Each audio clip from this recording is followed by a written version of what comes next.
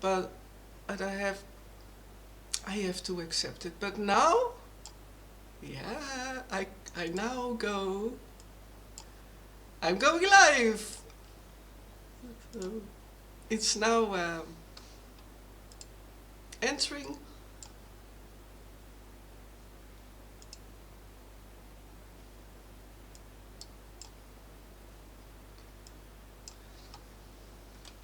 Let's see if we are live. Hello, dear people. Welcome. Welcome, everyone. I still don't see the beginnings of... Hello, there's the first one, Ingrid. Hello, Ingrid. Welcome on YouTube. All right. So, Dana, I will wait maybe 1 minute that everyone is entering and gets the notification, because you know what I found out from also people who work together, that only from between half an hour and an hour after I am live they get the notification. So weird, huh?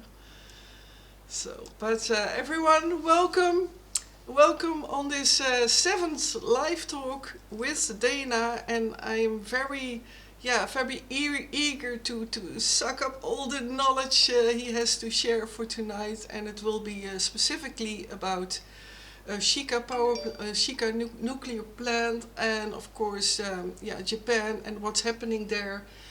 And I will wait a bit until more people drop in, but maybe you like to introduce yourself.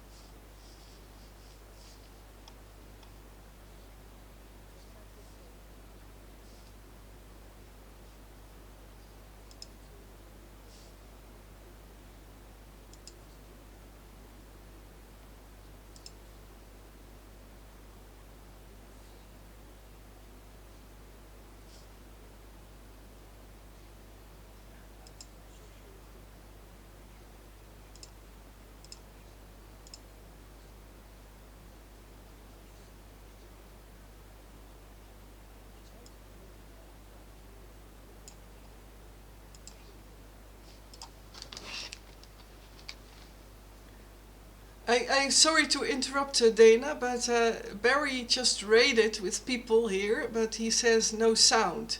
So there appears to be no sound. Oh, hey Barry, thanks for the raid. By the way, you know what raid is? Raiding is, Dana. That. Oh. Oh man. Gosh, now I lost my mouse. Oops. Oh, why does this happen? Hello, Leah in Air. Welcome. Also a channel on Twitch. Thank you for the follow. Oh my gosh, but you can't hear me. So, is that so?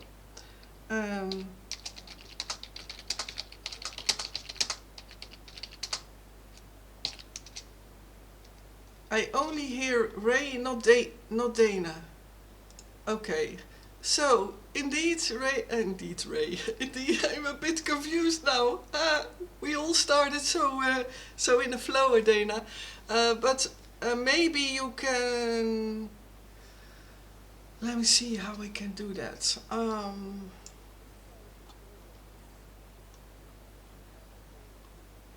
Fine. I'm going to duck out, and I'll be right back. Well, let me try one more thing. And what about now? Thank you all for the following. Wow, welcome everyone. Hi everybody. Both good. Now it works. So I fixed it, Dana. Okay, you hear Dana? Okay, there you go. Thank you, Ray. Let's start. I apologize. As long as somebody fixed me, that's a great thing. Exactly. Maybe. Yeah. But maybe, I didn't sound very good. Oh gosh. But maybe we can start all like we start all over, and that you again introduce yourself.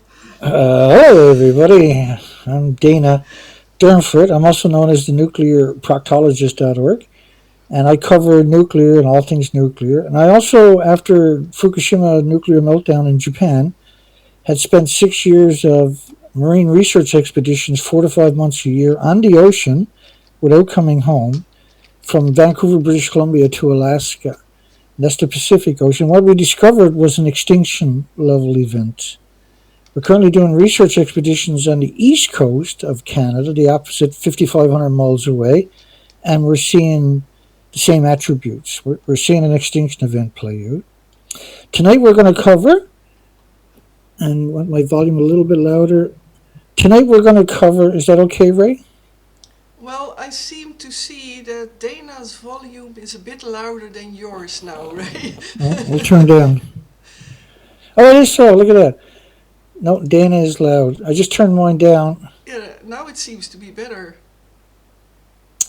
Ray, you're low. Lisa's fine. Oh gosh. What is going on? Oh, maybe now. And what now? And how is it now? Yeah, I can hear it go up a little bit. Yeah, you went up a little bit. Yeah. How is it now? I hear fine, says Leah. Okay, let's continue, Dana, because you are, of course, the most important guest. So go ahead. So looks like your audio is good. Yeah, Sunbeam says it's good now. Yeah, thank you all for the feedback, by the way, and welcome everyone again. So now I will not interrupt any longer, Dana. Go ahead. I'll turn down mine another little touch. Global resistance. So everybody's happy with my mic. Let me know. I'll keep an eye on the comment section. I can see everybody in the comment section. So we have a major event in Japan. On January 1st, they had an earthquake 13 days ago that was done considerable damage. And I'm going to take you through about 145 clicks of screen captures that I put together to articulate the bizarre story. We do believe that we have at least 2 nuclear fuel pools melted down on the Noto Peninsula, the Chikawa Peninsula, and I'm going to show you maps of that and some stories of that coming up in a moment. If the audio is good on both sides. I get from everyone that Dana's mic level is a bit too high. Okay, then I can also do something, Dana. So, and now, dear people, how is... so go ahead, Dana. I will check the feedback. Yeah, and we just keep an eye on it. We'll adjust the audio for everybody accordingly. Exactly. And so, Dana's still good, Barry says. Hi, Barry. Now it's perfect. Sunbeam likes it. It's perfect. And away we go. So, is there anything you want to add in before we jump into the deep end here, Ray? You're good? I'm ready. Yeah, I can welcome everyone again. And again, for the raid, Barry, thank you so much. And everyone also for the follow. I'm very grateful for growing my channel. And also, of course, check out Dana's channel. And further on, yeah, let's go. Because you have a lot to show. Hey, that rhymes. Yeah, so, yeah, we do. Okay, I'm going to go share screen, and we're just going to go in right straight into the deep end. And we're going to talk about Japan. And we should go sharing screen any second on your side. I won't be able to see your comments while I'm sharing the screen, but Ray will keep an eye on it, and she'll let us know what's up. So I'm going to walk you through some headlines for probably at least 20 minutes. And Ray, feel free to cut me off. Now, is that headline cut off? It starts with, yeah, a bit. I see 23,700. Yeah, but like it says you are sharing an entire screen. Does that interfere?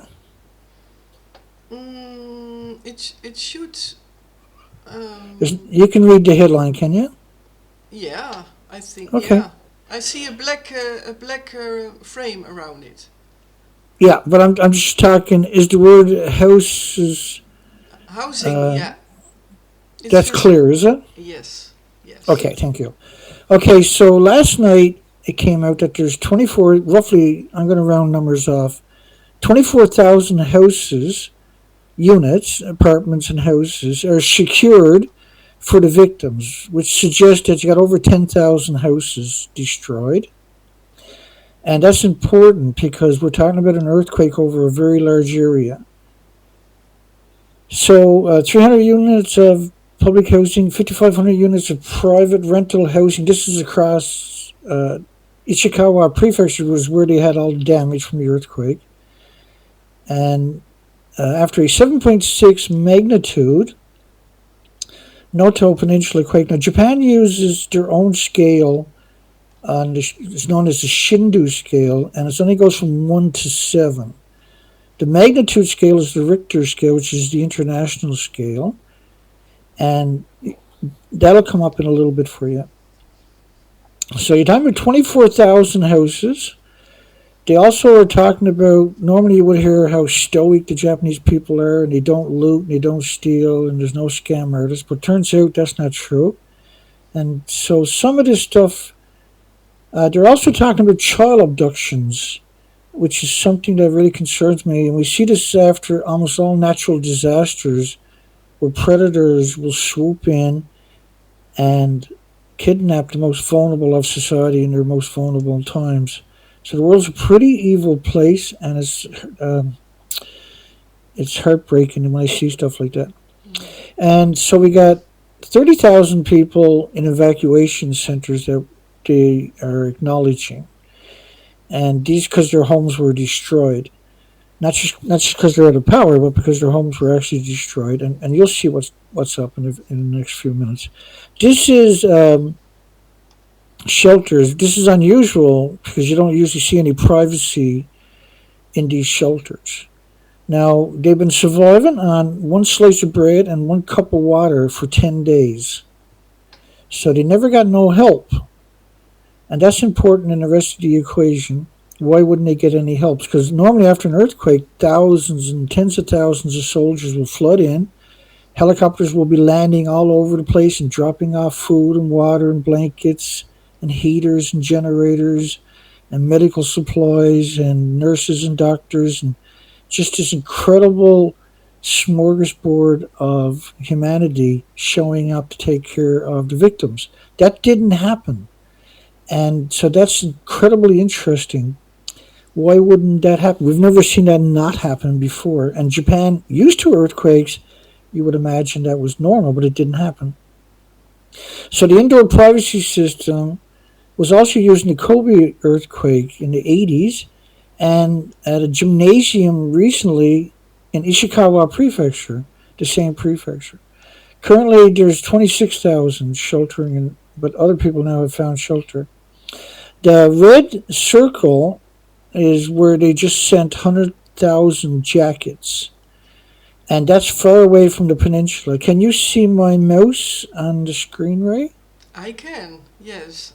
I think so. Okay, so that peninsula with the little dot in the white circle, and I'm making my mouse go around it. That's the earthquake zone. It's about 100 miles long. And they had a tsunami that done significant damage. Quake hit Japan, steps up quarantine. So there's a lot of people because they don't have any heat, they don't have any food, they don't have any water. Now they become more susceptible to pathogens and viruses. And Shika town is where the nuclear power plant is too. It is one of the communities hardest hit by the disaster. And let me go back for a second. So Shika, if you can see my mouse, Shika is right below the Nano, Nanao. Go down about a half inch below that on this map, and that's where the Shika nuclear power plant is too. At the top of the prefecture, and Wajima and Suzu on the other side was around 4,500 homes destroyed. Down here in Ishikawa, just above the red circle, was 1,400 homes destroyed. The nuclear power plant is located up right here. And apparently that has no damage, but the story is much more bizarre than that. So you have people, due to severity in the area, there's still actually 2,600 people cut off that they still haven't got to 13 days later. I've never heard of that before. And all a helicopter got to do, because it's only 100 miles, they can fly into any town. 14 died, they said, due to health issues associated with the disaster, like stress after being evacuated. But that's not something we're used to seeing or hearing of before. And so, again, that makes me highly suspicious of radioactive fallout. The coastline for 85 kilometers extended out, and that's the extension. It rose up 13 feet, and the coastline extended out up to 250 meters, 820 feet. That's new coastline that's now permanent. And so a lot of the prefecture for 150 kilometers has risen up through communities and roads, 13 feet on the average. So this is another spot where you can clearly see with the satellite pictures the extension. So you can see the new coastline versus no coastline, right? Yeah. And that happened in 45 seconds. So in 45 seconds, they got a new coastline, 820 extra feet for 85 kilometers of the coastline. Oh. So that's a pretty significant earthquake when you lift up an entire coastline for 85 kilometers. And you can see how that what happens with that kind of shift in the earth. Large buildings tipped over. And so we expect there's at least 10,000 buildings completely collapse. And in Shizu City, there's actually 90% of the homes are completely destroyed, and there wasn't a building left standing normally out of 5,000 houses. So that's not counting businesses, that's just homes. So around 4,500 homes at the top right hand of the peninsula collapsed. So Mari Yamaguchi is a very concerning when you see that name. That's the cover story from the Japan's government when it comes to nuclear. And so they're promoting satellites to spy on North Korea. And Japan, what's interesting about Japan is they occupied North Korea for 50 years pre-Hiroshima and Nagasaki. And when Hiroshima and Nagasaki nuclear bombs were detonated, that's when Japan finally left North Korea. So North Korea was occupied by Japan for 50 years, and Japan's rule was brutal upon the North Koreans. So when the North Koreans were finally free after 50 years of the invaders from Japan, United Nations was formed, and it used to be called the League of Nations, and there were 195 militaries. So they went to North Korea under a police action, and they've occupied it now for 70 years. And so they started off by burning down every village, every community in North Korea with napalm, and called it a police action. And so that was a genocide, what they'd done to the North Koreans. So for 120 years, the North Koreans have never been freed. They have been completely enslaved. And there's not many cases of that worldwide that we know about. Mari Yamaguchi seems to always come out with the official propaganda for the last 12 years about Fukushima nuclear plant. By the way, if you look at what Australia is doing for solar, I just want to touch on that for 1 second. Australia are forecast for 2023 to be 3 gigawatts, 2.5 gigawatts in 2024, 2 gigawatts in 25 and 26, and 2 gigawatts in 27. So 1 gigawatt is equal to a large nuclear power plant. So you're talking about 3, 4, 5, 6, 7, 8, and 9, almost 10 nuclear power plants in renewables in just 3 years. So when people think the renewables can't make a difference, then you have to look at stuff like that. Nuclear power at 1,000-year plus albatross around humanity's neck. Well, an albatross is an extraordinarily large bird that floats in the wind currents for many years. And now this story, that's reactor 3. So nuclear power plant, 1,000 years Albatross rather. So this is a mixed oxide nuclear meltdown at Fukushima in 2011. At the top of the building were 2 decades of reactor cores, and that's the same thing as Shika. Shika had the reactor cores at the top of the buildings. And this was where they used reclaimed uranium, reclaimed plutonium from nuclear fuel. So it's already gone through a chain reaction. And once it goes through a chain reactions, the fuel is now splitting atoms for hundreds of thousands of years. So for hundreds of thousands of years, the fuel rods, what you call nuclear waste for most people, is emitting atoms. So at the top of these buildings was around 10 reactor cores. And think of each reactor core as 100 times Chernobyl, because these reactor cores are pure uranium, pure plutonium. But Chernobyl was a graphite reactor, and it was a brand new reactor, and it didn't have any fuel pools at the top of the buildings. These reactors had 40 years of reactor cores at the top of the buildings. That's all gone, and there's 4 of those buildings. Can I ask you something, Dana? Go ahead. Yeah. Because we were talking about these graphite, but I also read that, if I'm right, that the burning of graphite keeps on going, and that's even more dangerous, or is it? What is the most? If you can even, it's both dangerous, of course, but you know what I mean? Is that? Yes, and I'm just going to let you finish your question. That's all. Well, it's about are these nuclear plants in Shika and in Fukushima the same, if I hear you well, and not with graphite?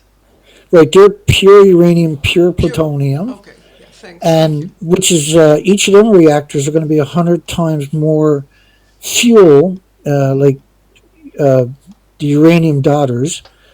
And so there's 1,000 uranium daughters, and all of them are toxic to everything with replicating cells. Now graphite it's terrible, and I'll talk about Chernobyl very quickly, actually, to kind of so people can comprehend it a bit better. In Ireland, Scotland, United Kingdom, I'm going to give you 3 examples. So the first example is in Ireland, Scotland, and the United Kingdom. After Chernobyl, they closed 9,400 farms because of radioactive fallout from Chernobyl. So that was 3,000 kilometers away, I believe. So imagine 3,000 kilometers away, so toxic they closed 9,400 farms. And today there's around 400 farms still closed. And the reason they're closed is because of cesium-137. So what they omitted was the plutonium, which has a 24,000 year half-life. There's 10 half-lives. And that means there's 240,000 years before the plutonium actually goes away. And plutonium is lethal on a scale that it's very terrible isotope. And all the dogs and all the studies,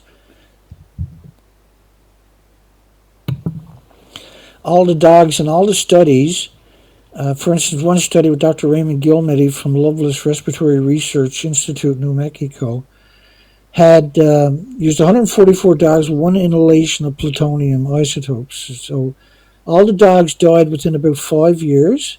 They had 3 different tumors: the lungs, the bones, and the liver. And 90% of the dogs died from the bone tumors, because the isotopes go in the bones and mutates the stem cells. But all dogs, when they died, had 3 different types of tumors: lungs, bones, and liver. So it burns a hole through the lung, and it infects the lung, ends up in the bone, and then the body was trying to filter it. Now, a dog's kidneys is 50 times more effective than a human kidney at excreting or filtering out plutonium. So a human is 50 times more vulnerable than a dog is. Now, the biggest isotopes you have to worry about is the curium isotopes, which is the biggest byproduct of the fuel rods in beta. And it's a significant amount is what we're talking about. And so curium isotopes, which is why we call a nuclear meltdown a curium, the curium isotope, you need lead shielding 20 times thicker than you do for plutonium, which means plutonium killed all the dogs in all the studies, But the curium, which is the biggest byproduct of the radiated fuel rod, is the most prolific isotope, and it's 20 times more lethal. Okay, so another example. Now, just to go back to that one more time, they closed 9,400 farms in Ireland, Scotland, United Kingdom because of radioactive fallout. So what they should have done was abandoned Ireland, Scotland, and United Kingdom, because when you got to close 9,400 farms, it's obvious the radiation didn't look. Oh, there's a farm. Let's go, guys. It blanketed the entire continent, but it was significant impact on in the farms, so bad that they wouldn't allow them to harvest the products from these farms. So then they also done studies on sex ratios, and the studies are when there's severe poison from radiation, they notice you'll get more males than females being born, which means you're going to have less of a population, right? Yeah. And so they done studies on Europe, which is you guys, Europe's many different countries combined. So in Europe, they studied the male to female ratios, which is what they call a sex ratio study. And what they seen uh, was more males than females. But what they forgot to tell everybody was that you can't do a study and quantify it on humans without also utilizing it for all the species. So whatever happened to the human population would happen equally well to the, or even worse, because the species are smaller and by proxy more vulnerable, then you would see that manifest. And that's why you would see a decline.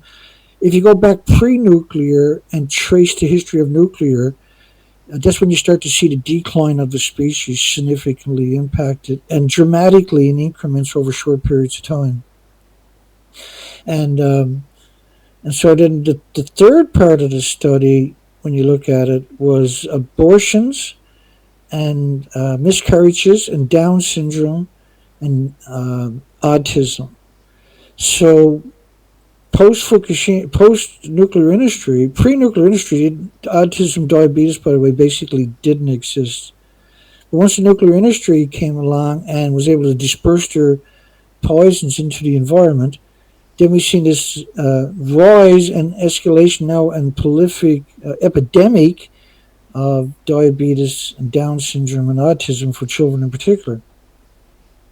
And so there's a real cause and effect. It shows up very quickly. And after every accident, the first thing studies you're going to see showing up is autism and Down syndrome in newborns and congenital malformations. Uh, uh, Surgeries will escalate significantly. So Japan, for 100,000 children, live births, neonates, and infants, you're going to see around 14,200 children need open heart surgery to correct congenital malformations. And if you don't have that surgery, there's an absurd amount of diseases and illnesses and that will affect the children, and that the parents will basically have to liquidate their assets to bring the child comfort. And the child won't be able to participate in society, become a burden to the family where they have to dedicate the rest of their life to taking care of that child. The child will never leave the home. And if they're lucky, right, the child will be functional enough to do the basic stuff in the home. But cancer clusters during the nuclear, by early 1970s, this is when we start to see cancer clusters, or cancer itself, epidemic, as they describe it, explode. And the doctors in the 60s, the late 50s and the 60s, described anthropogenic man-made radioactive fallout as a biological weapon because of the way it attacks the cells and everything with replicating cells. And so the smaller the animals and insects and birds, and the kids and that, they're much more vulnerable. Insects, like the animal kingdom, is 1,000 times more vulnerable than the human. The child is 1,000 times more vulnerable than the adult. And the adult, at 50 atoms per kilogram, will see permanent lesions to their organs. With children at 50 becquerels a kilogram, they'll see permanent damage to their hearts, for instance. But there's many other things. Fukushima's seen 6 in 10 children with diabetes. Fukushima studies on thyroid glands, cancers, tumors. Now, the The thyroid tumor is 2 centimeters or 3 centimeters by 5 centimeters, and the cancer tumor showed up in children in the thyroids at 2 centimeters was 13,646 out of 38,000. And so pre Fukushima nuclear meltdown, the cancer rate was 1 in a million. Post Fukushima rate, when you scale it up, is 358,000 out of a million. So it's dramatic. Death by heart attacks post Fukushima is dramatic in the numbers. Excuse me. Yeah, take a sip of your tea. Oh no, you don't have your tea. You have something else. But Yeah, I got hot chocolates. hot chocolate. Yeah. Well, I got yogi tea with chocolate, so Oh, that's yeah. By the way, Dana, is it okay for you? I did see some questions come by. Is that okay for you to yeah. or because yeah, it is like I was talking about, and you as well, about graphite, and Barry says here graphite, like what is in pencils, lead used to be lead, but this is another graphite, huh? Yeah, they use it as a moderator for the chain reaction to control the chain reaction so it doesn't run away. But they also have to use, like, say, 4,500 gallons of water every minute, a million gallons of water per minute. And so a typical reactor uses so much water it can fill up all the tanks at Fukushima 6 times a day. And the tanks at Fukushima were built to manipulate you into not looking at the reactors. We're going to get to that. I will just try to answer a couple of questions. I And will, yeah, and well, you can, it's a lot like the graphite in pencils. Yes, it's yes, a lot and like that. yeah, sorry. You can, by the way, maybe also go with your mouse over the comments, and then you can also maybe show it if you like. But I'm not sure if you are capable of, if that's for you also From my possible. end, Yeah, from your end. I don't know. We should that, have that, tried that, out. yeah, the only way I can do it is if I share the screen. Okay, no, then let's go. No, I I will don't. I take don't care of care. it. Do you see an interesting question? I'll come back up to the top. I just try to kind of roll down there. Hi, everybody. Thank you, everybody, for finding time and the energy and the effort and the courage to come here about this terrible story. And this is a terrible story, but you're better off knowing uh, this kind of stuff than you are not knowing this kind of stuff. Earthquakes will take to affect sea life. In what countries most likely there will be dead sea life creatures will wash ashore? But how long will it take for the leaking of the reactor after the recent that's sunbeam after the recent earthquake will take to affect sea life? And in what countries most likely there will be dead sea life creatures will wash ashore? That's a wonderful question. And Tinny Kit Jesse, I'm going to butcher people's name, I apologize. I heard, moreover, this problem, health and mind problems, dementia and autism. How is this happening? That's two great questions. Are they going for the most unfeasible, worst, most unreliable energy types to scam the taxpayers to death? Yeah. Ocean energy is more efficient than wind. Yeah. Okay, so let's go back to these two questions. Sunbeam. Now, the question is about if there is. Now, we don't know 100% that there's a meltdown taking place at the fuel pools at the Shika nuclear power plant. And we're going to come back to those headlines right away in a few minutes and finish out an incredible story I put together for you about the Shika nuclear power plant. We expect the plume. And so let me bring up and show you what a normal plume, and unfortunately, yes, there's normal plumes from the nuclear meltdowns in 2011. So I'm going to share the screen with you coming any second and just explain to you what radioactive fallout looks like. And the entire screen, and away we go. Here we go. Good stuff. Okay. So I'm going to replace. Now, the model you're looking at is after Fukushima. The one to your left is based on 20 days of radioactive fallout, and to the right is 21 days of anthropogenic man-made radioactive fallout from 2011. The Shika plant radioactive fallout will look exactly like this. There'll be absolutely no difference. We're going to go back to that story immediately after this. So this is a neptunium-239 dispersal based upon TEPCO, the operator of the Fukushima Daiichi nuclear meltdown sites. This decays, this is nasty isotope, everything with replicating cells, and it decays to plutonium-239. We also have plutonium-239 dispersal models. Now, to your left is only based on 20 days. You can see the majority of the planet is sprinkled very heavily with a very deadly isotope. In United States, one of the studies was showing 1,500 atoms of radioactive sulfur per meter detected in the California air. In Canada, it was 220 million atoms of iodine-129 per liter of rainfall, and another study of 20 million atoms of iodine-131 per liter on the west coast, and 220 million atoms was in central Canada per liter. These are stunning numbers. This was a million atoms over the west coast, and these plumes are all within 30 days.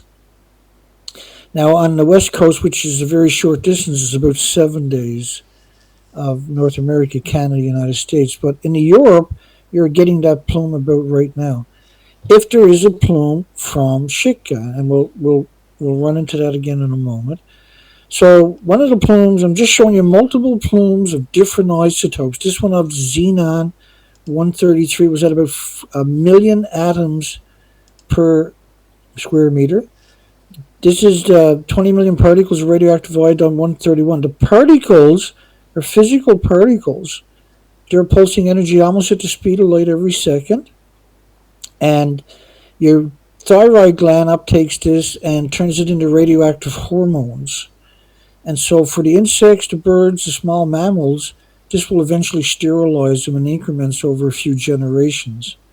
And this causes an endless host of problems, illnesses, and diseases, and autoimmune deficiencies and injuries, heart problems, liver problems, lung problems, respiratory, pituitary, thyroid, adrenaline, and later Alzheimer's, dementia, autism, diabetes, Down syndrome, schizophrenia are all notorious adverse side effects of radioactive fallout.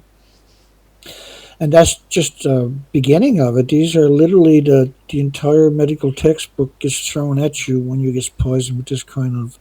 Because your immune system also becomes compromised immediately.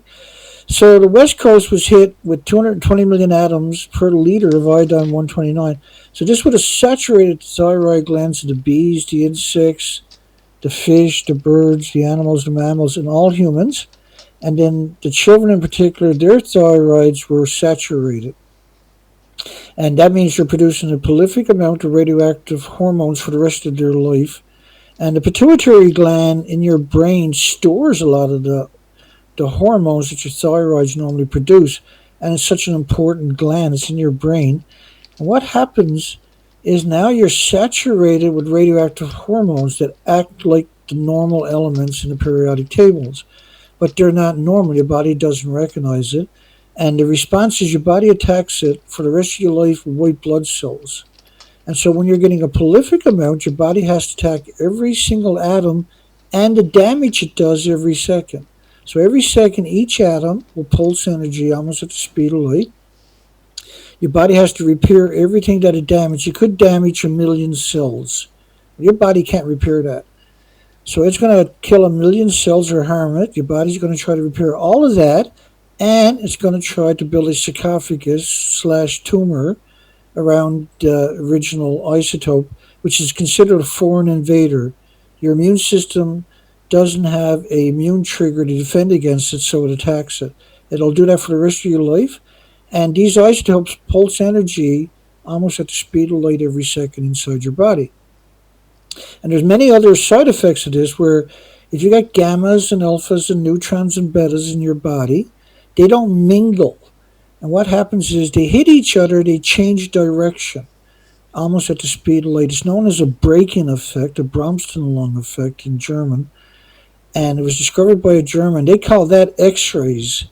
So you're in the forest, the insects are getting full body X-rays because you have gammas, alphas, neutrons, and betas.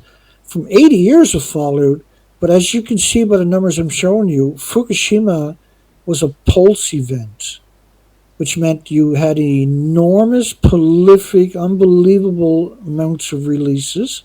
We're going to cover that coming up a little bit later.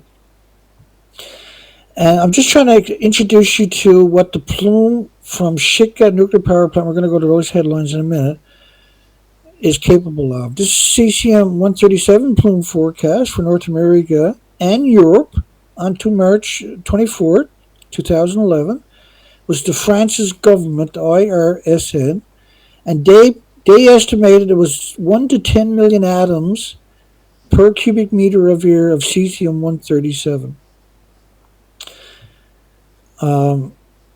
So when you see those worldwide plumes, it's appropriate to suggest that it's a catastrophe for every citizens of the world, but also for every living creature worldwide.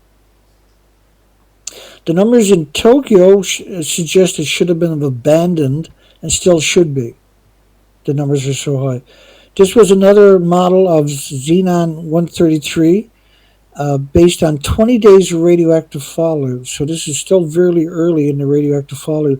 So right now we're in day 13 of Shika. If Shika melted down, and I'm just about to go over there, then you want to look at this model and say, okay, that's coming right at me.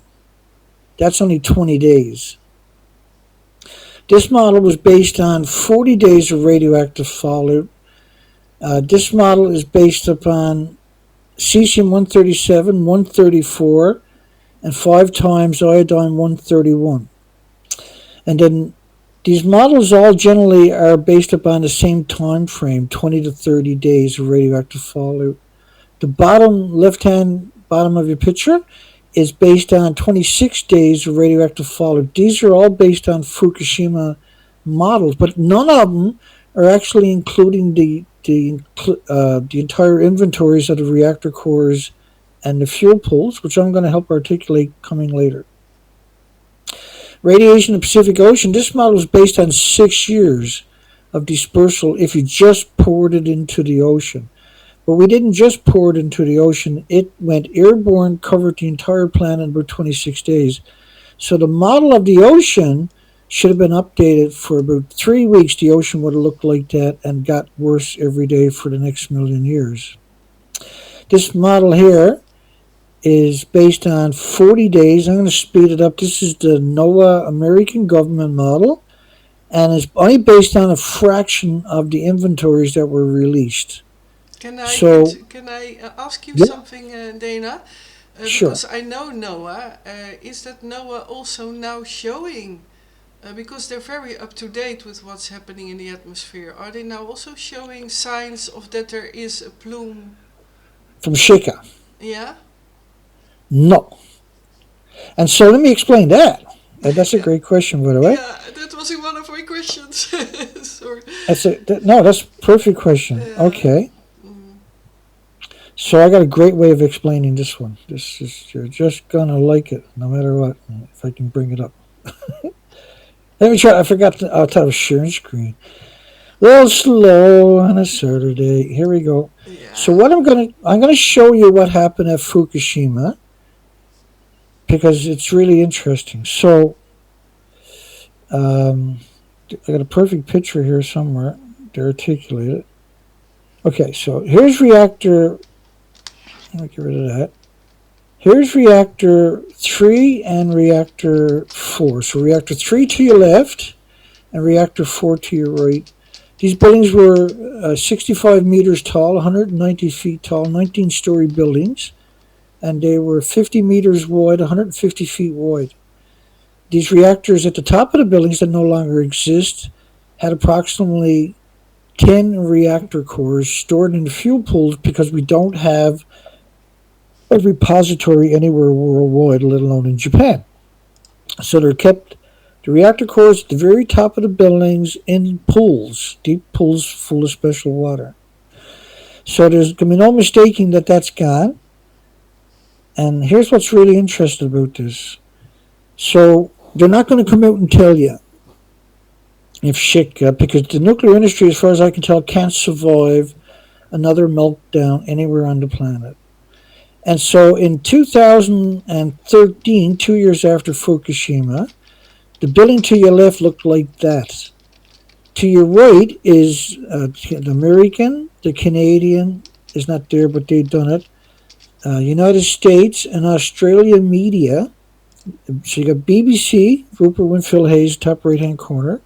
CBS, Seth Dorn, which is a senator's son, which is the biggest media in the United States. ABC, Cecilia Vega, which is the biggest media in Australia, and she's currently a White House press club for CBS and PBS. And in the bottom, you left-hand corner, you have the War Machine, CNN. They're pretending they're in the fuel pool of the building to the left. So if Shika melts down, they're probably going to do the exact same thing. There's no way they're going to tell us. And so that's why the story I'm going to show you tonight is so important, because we've been following this intensely since January the 1st. Now, normally I'm off covering nuclear stories. I do 2 hour show 5 days a week, typically, when I'm healthy. And the people to your right are just a fraction of the media. Now, I jimmied the picture together so you can understand that they lied to you once, and more than once, obviously. Don't think for a second that they're going to hesitate at all to do it to you again. So here's unassailable documentation to the right of the media lying to you, pretending they're in a building that doesn't physically exist. And so the question you really need to ask yourselves is that how bad is it that they're willing to go out and pretend that they're in a building that don't exist? It must be incredible bad for the media to make up a story, because you can't just have CBS Seth Dorn and BBC Rupert Winfield Hayes and ABC Cecilia Vega doing the lie. They're producers, the entire studios, everybody that participated in those corporations have to go along with the lie for the lie to work. All the universities have to participate in that lie for them to come out in the media and pretend they're in a building for that lie to work. Greenpeace has to participate in that lie, because if anybody tweets out the picture on the screen with a lot of influence, the gig is up. And nobody tweeted it out. Now, I shared this particular picture with all the anti-nuclear movements, and nobody would repost the picture. So, Reactor 3, we're coming back to Shika now. Let's go back to the Shika headlines.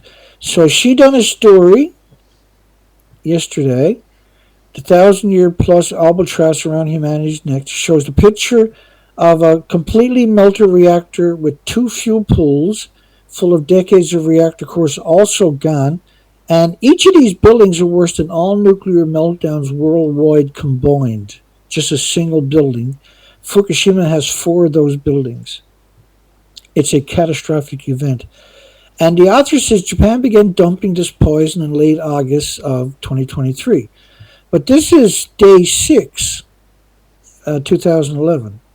So the author is trying to perpetrate a propaganda by suggesting that nothing got out of there, and this is what we've been battling for many years, is suggesting that nothing got out of there.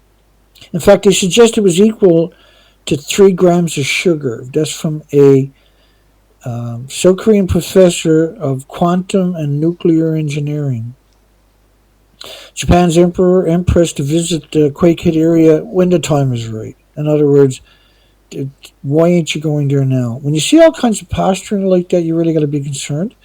So let's look at some of the damage and get into it. There's 2,500 people still isolated. This was yesterday, 12 days later. So why is these people isolated when all they got to do is fly in? The whole peninsula is only 100 miles long. And so if they're isolated, just fly in the big helicopters the military has and drop off water and drop off some food and blankets and fuel and take some terminally sick people out to areas where they can be helped. Now, this particular cloud, I don't have 100% evidence left, right, or center.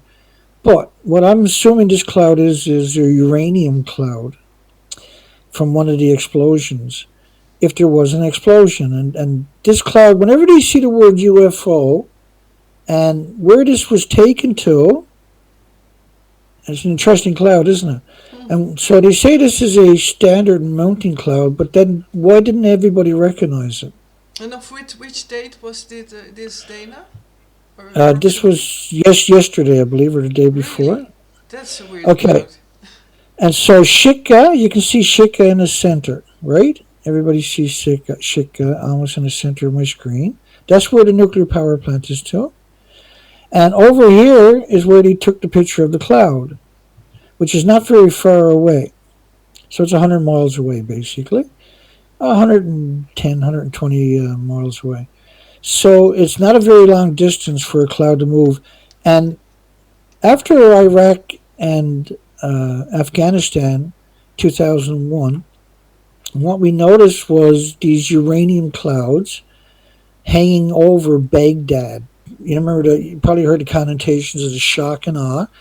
And what they were using were depleted uranium munitions to bust into the deep bunkers 100 feet underground. That was the official story. But what a lot of smarter people than me noticed back then was that these clouds were lingering in all the photoshops or all the photo video rather coming out was these weird clouds in the background that were there every day for about 6 days straight. And everybody was trying to figure out why are the clouds the exact same?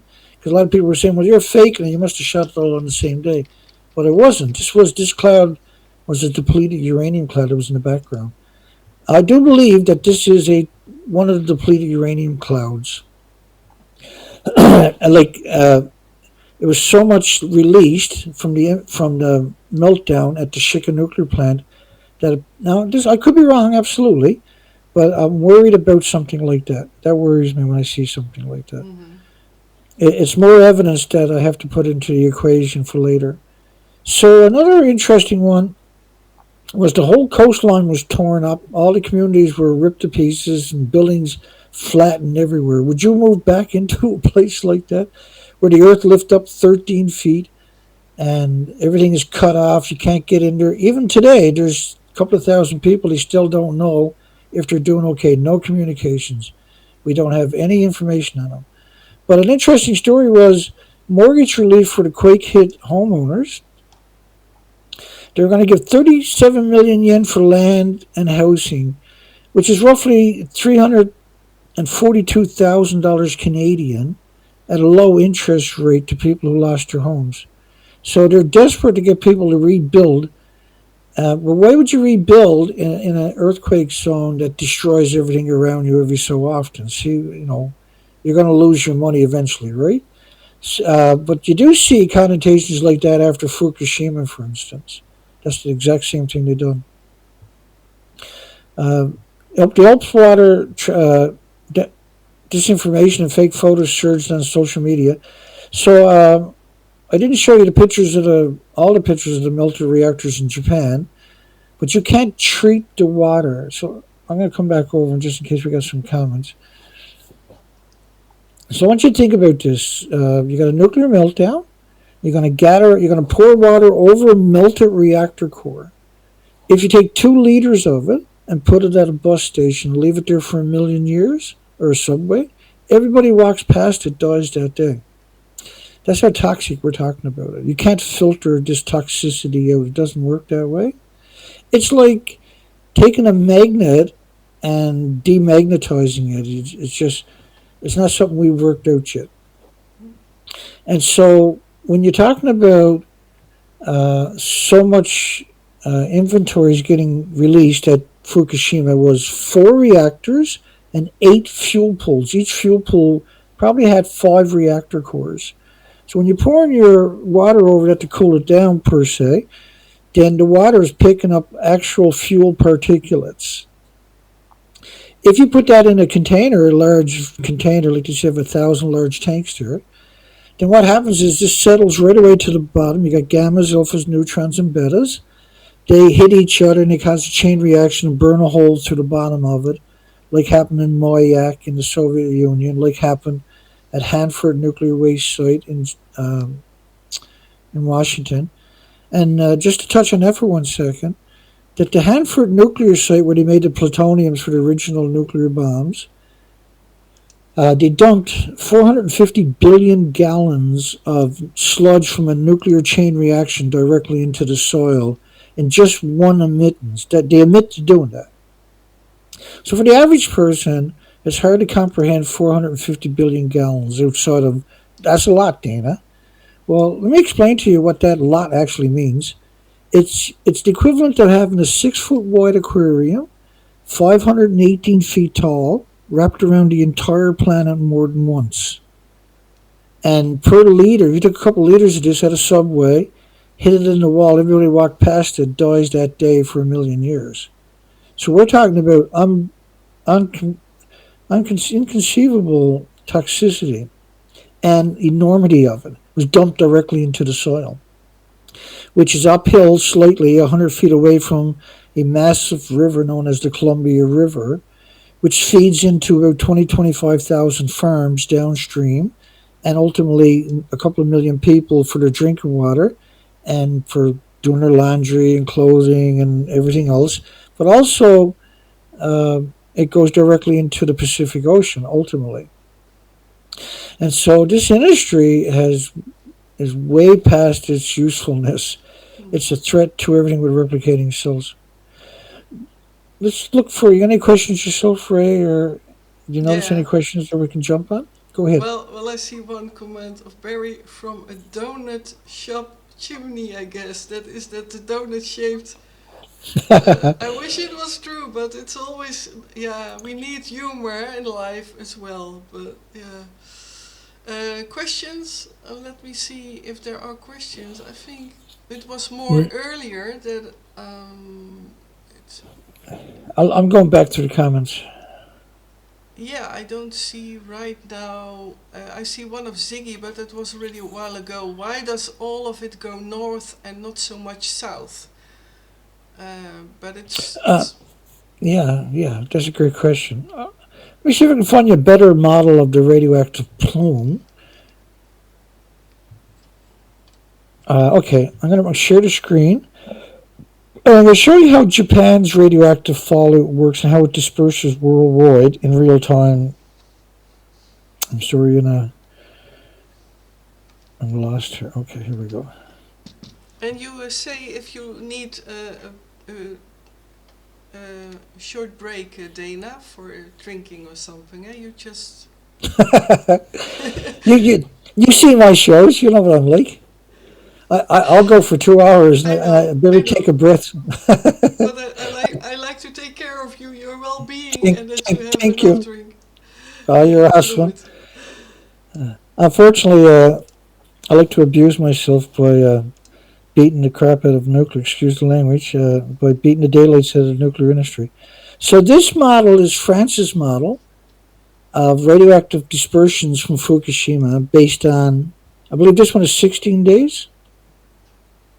I'll let you know in a second. Yeah, this model is based on 16 days. Let me start this again, of radioactive fallout. So watch it coming out of Japan. So you can see that's Japan where it's coming out over right in that corner. And yeah, there we go, it's better. Now, this is based, when the model stops for, I believe that's 16 days. Or,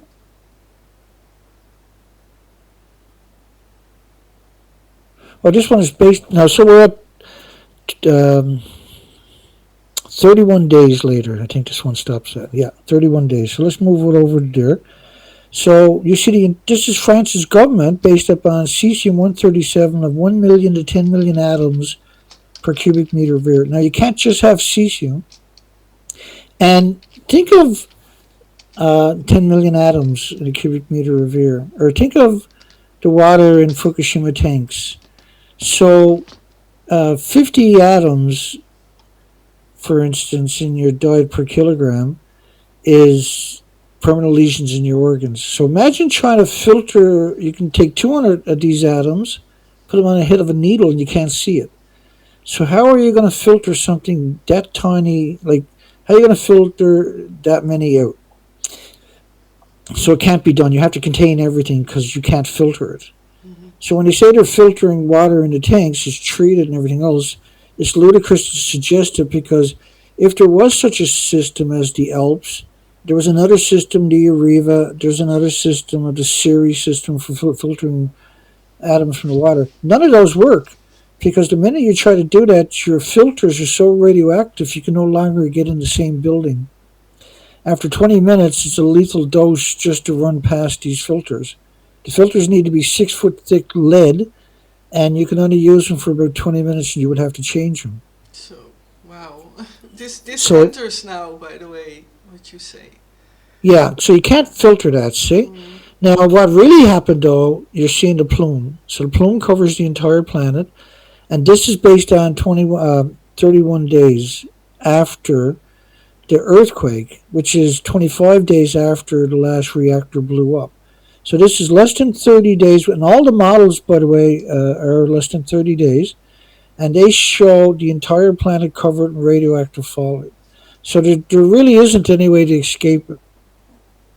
Any countries with large mountains run into an extra problem where the plumes will come in the form of clouds, rain clouds in particular. And so when those clouds, they're heavy, so they hang low. They'll come into your coastlines, they'll hit your mountains. Then they start to lose their payloads. And when I'm talking about clouds, I mean clouds that could be 100 foot backed up, 100 miles backed up off the mountain. So clouds will come in 100 miles of clouds, thick, wide, and they'll hit the mountains, and they have to lose their payload to rise up and go over the mountain. And so a lot of that will run right back down to your coastline, but it also runs down through your fresh water. As you can see, there is nowhere you can go where you can breathe the air. There is nowhere you can go where you can drink the water. It's not going to be contaminated. And when I talked about how Chernobyl contaminated Ireland, Scotland, United Kingdom by closing 9,400 farms, then they should have abandoned those countries because that acknowledged that you can't just contaminate the farms, you then contaminated all the fresh water, which is justification for abandoning your country. So think about that statement: a simple accident could invoke abandoning your country. So right now we're concerned that if they have a nuclear meltdown at the fuel pool in Shika, and the evidence I'm going to show you coming up in a second strongly suggests that, and I showed you earlier how they fake being in the fuel pools of reactor 4. By the way, they've done the same thing for reactor 3 at Fukushima. It's not a big stretch to suggest they'll do it again. So we can come back to that. But we want to continue with the headlines from Shika. I'll just move past the OP system. And they allege they're going to take fuel out of reactor 2. Reactor 2 has no containment. That's 100% meltdown. And so now they already faked reactor 4 I showed you earlier. They've done the same thing for reactor 3. Now they're starting to do the same thing for reactor 2 at Fukushima, Japan. International IAEA is suggesting that the reactors didn't melt down as of July the 13th, 2023. They moved the goalpost on us. Japan designated Noto Peninsula earthquake, we're back to the earthquake, an extreme disaster 2 days ago. The big question is, why did they wait so long when it was clear from day one that this was a catastrophic event? Now, this story gets crazy. Japan quake stresses nuclear plant beyond design limit. Powerful earthquake in central Japan inflicted stress on parts of a local nuclear power plant that exceeded the limits anticipated in the facility's design. That's the site, but that's of several years old. Now, they said the quake measured a maximum seismic intensity scale on Japan's Shindu scale of 7. So when they say maximum 7 on the country's seismic intensity scale, they're talking about the Shindu scale, which is 7, which is 10 out of a 10 on the Richter scale. In Shika. Shika is the community we got no footage of, except for a few collapsed houses and destroyed roads, main roads, and telephone poles all leaning over. But we got very, very, very little out of that community. So they had a 7 out of a 7 earthquake right alongside of the nuclear power plant. But don't worry, this story gets even worse. Way worse. They had tsunamis. They had a major fires where over 200 houses and businesses burnt down. And this place was a business district for over 1,000 years. And so this, 1,000 years, they've never had this experience. That was some pictures remind me to talk about the tsunami. The tsunami, they didn't warn people till an hour later. The tsunami came in immediately. So they failed on purpose, I would assume. There's over 1,200 landslides. We're assuming they left the landslides in place and they wouldn't allow anybody like the Japanese, the Americans, China, not the Japanese, sorry, the Americans, China, and India were very vocal that they wanted to send in rescue teams with their own dogs, their own equipment, completely independent and funded by those countries. The Japanese would not let them go in there. And we've never seen that before. We're talking about a 100-mile peninsula with multiple communities still abandoned today, maybe a dozen communities still abandoned 13 days later. They won't let anybody fly over it, and we've seen absolutely no logical reason for that to happen outside of it must have been a nuclear meltdown. So this is a tsunami coming ashore in one of the communities, and this person had turned around and picked up an elderly lady at the last second, and now he's driving through this. He just managed to get her in the truck 10 seconds before that, and now they're trying to get out of there, and this is the last where they actually got out of there. And to be clear, this is in the here and now. This is a Shika. So this started January the 1st of 2024, 13 days ago. That's right in Shika. And they had over 1,200 landslides and 1,200 major aftershocks. And so this is an incredible amount of damage we're talking about. This is one of the landslides. And again, I know this doesn't give a lot of context, but it gives you some context of all the communities out on the peninsula look like they're torn apart. Houses are collapsed, and these houses are very old houses, a lot of them. And a lot of them are new houses built to really stringent codes, and they collapsed. Now, the Japan Times, this is where the story goes insane. So I heard this story over several times over a few days before this, but this was 2 days ago. The Japan Times, which is the biggest media in Japan, is the official mouthpiece of the Japanese government. So when the Japan Times comes out and talks about Shika plant and tells you that according to the electric power company, the quake measured an upper 5 on Japan's seismic intensity scale, which is 7. So when it comes to the scale, there's 1, 1.5, 2, 2.53, 3.54, 4.56, 6.5, 7. So it's not like there's 6.1, 6.2, 6.3 with the Richter scale. The Japan scale only goes from 1 to 7. So you're talking about an 8 on the Richter scale. In the basement of the number 1 reactor building at the Shika nuclear power plant in Nishikawa Prefecture. So I got to come over here because that's almost too much for me to take. How can you have an earthquake in the basement of a building? Anybody want to explain that one to me? And we're talking like 8 out of 10 on the Richter scale. And they said there's only a few bumps and bends on the site is all you can find. Yeah, I can't rationalize that statement. And it's repeated multiple times. What do you think, Ray? Any input on that? Well, it occurs to me that they even talk about tremors. Tremors. I mean, that's new. That's also new. And by the way, to come back to earthquake and here in the Netherlands specifically, I believe in Europe we're used to the Richter scales to mention that, but Japan has other. The Shindo scale. Yeah, exactly. So maybe you can shortly make summary how that. Because we are not used to it in Europe. Maybe it's okay, so the best thing for me to do is share the screen and bring out the calculator, and we'll come right back to this screen when I finish that part. So I'm going to bring out the big calculator. Anytime you're ready, Mr. Calculator, come on out. Okay, so what you're going to do is I clicked too many times. So you're going to take the the Richter scale, which is 1 to 10. Mm-hmm. And for the Richter scale, it's in thousands. In other words, when you get, say it's a 5 earthquake, so you got a 5.1, 5.2, 5.3, all the way up to 10. Then you got a 6.1, 6.2, 6.3, all the way up to 7. Then you got a 7.1, 7.2, 7.3, all the way up to 8. Whereas the Japanese scale is 1, 1.5, 2, 2.5, 3, all the way up to 7. Okay, so what happens is you're going to take the Shindu scale, which is based on 7, and you're going to take the Richter scale, which is 10. So you're going to divide 7 into 10, and you got 1.428. So their version is you got to multiply. There is a upper 5 on Japan's seismic intensity scale, which is a 6.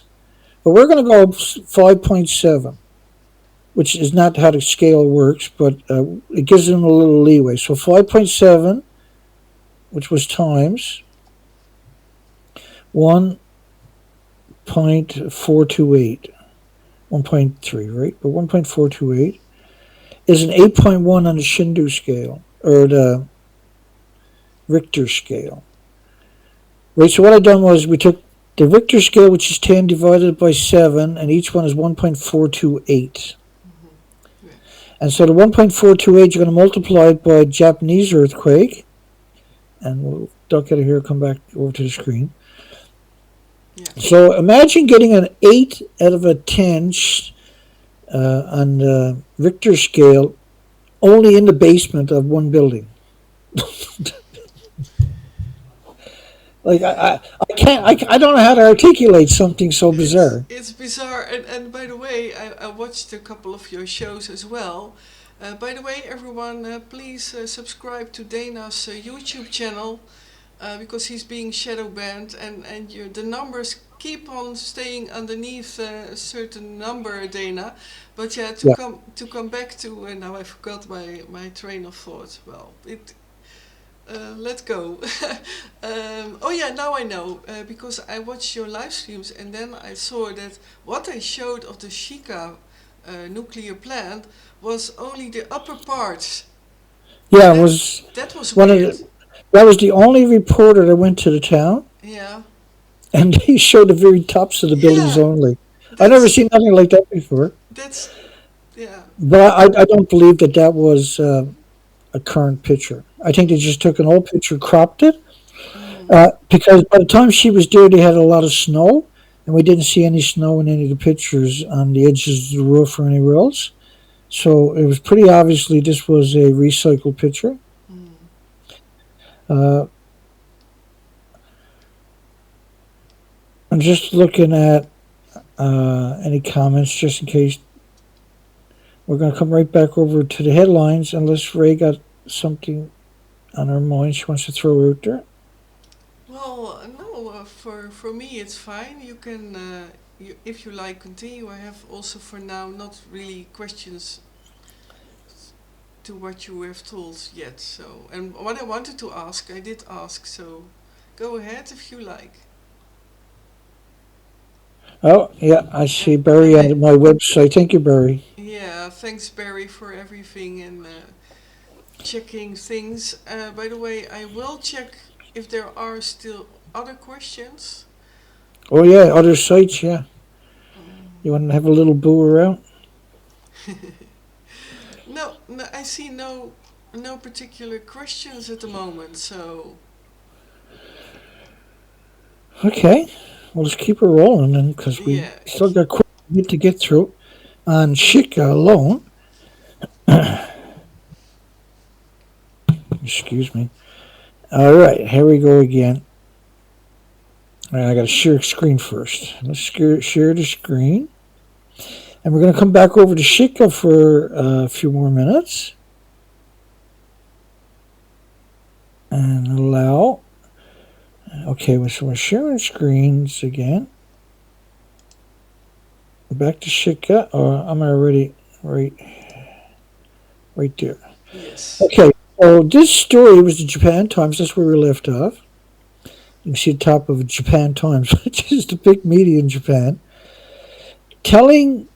trying to convince us that the quake measured an upper 5 in Japan's seismic intensity scale of 7 in the basement of the number one reactor building at a Shika nuclear power plant in Ishikawa Prefecture. You like, I've never heard tell of an earthquake in a basement. An earthquake, the fault line is 150 kilometers long. So the earthquake was 150 kilometers. You can't just have it coming up a pinhole in the basement of a nuclear power plant. And so I think they're suggesting, or somebody's trying to warn you there's a meltdown. Is because how can you have a upper 5, which is 8 on the Richter scale, in the basement of a single building, particularly a nuclear power plant? It's I'm so lost for words that I'm assuming somebody's trying to warn us. Yeah, but can I by the way in between it has got to do with what you were talking about with that basement. I guess these buildings were calculated like all buildings in Japan with earthquakes because they know they can expect earthquakes. Or is that a Yeah. weird question that these buildings have a certain protection for earthquakes or is there a max for Richter scale? Well, yeah. Well, there kind of is, but there is no protection when the earthquake is in your basement. So Yeah, I guess. Yeah. the whole there So. was 150 kilometers that rose up 13 feet. There Mm, was 85 kilometers of the coastline extended out an extra 820 feet. And so this is not isolated to a tiny spot. It doesn't. So these buildings cannot handle a 13-foot discrepancy. First off, you're going to disconnect water lines, and the fuel pools need to be replenished every single day with about 120,000 liters. And so that's a significant amount of water per minute. And if it doesn't get that water, the minute the fuel rods are exposed, they catch fire. They burn at 1800 degrees Fahrenheit temperatures, and they ignite the fuel pellets, the uranium plutonium fuel pellets. They burn at 9,000 degree Fahrenheit temperatures, and they don't need oxygen. And so that will evaporate all the water within a few minutes once that chain reaction starts. And the inventories we're talking about in the fuel pools is probably 5 reactor cores in each fuel pool. There's 2 fuel pools at the top of each reactor building because you don't have a repository. So we're talking about an inferno. We're talking about something, we're talking about the proverbial China syndrome, and we're talking about temperatures that will atomize an aerosol and then ionize and radiate everything it comes in contact with. So it will consume the building and all the I beams and steel and cement and everything else will be atomized in aerosol and but also ionized and radiated. So it becomes a weapon against humanity and the 8 million species. And so the earthquake, when they're suggesting the earthquake is the intensity was in the basement of these types of numbers, that's not, there's, because I cover the Japan Times all the time. And that's somebody trying to warn you, is what we're listening to, right? They're really trying to warn you. And there's many incidences. Now we know Shika, many houses are collapsed, but we got very little information. We got a few pictures of the main road and a couple of pictures of houses that are completely shaken apart. We know there's 1,200 landslides. We know on both sides of the nuclear power plant. To the south was 1,400 houses collapsed in Ishikawa, and that north of it in Shizu there was 4,500 homes destroyed. And Shika is right on the fault line itself that was considered dormant. And it was for about 3,000 years, and now it just ruptured. But you have 4 tectonic plates meets there also. So you have a north. The tectonic plates, by the way, are just about 50 miles away from the nuclear power plants. And you have 4 of them meeting in the same spot. And again, this is a disaster we're talking about. This is Ojima, which is the northern part of the island. And this is very confusing.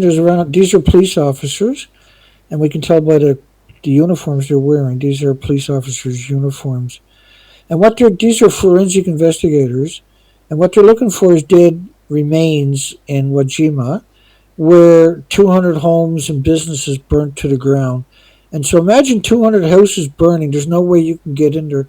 Now, for 10 days, we had never seen a single piece of heavy equipment in any of the pictures.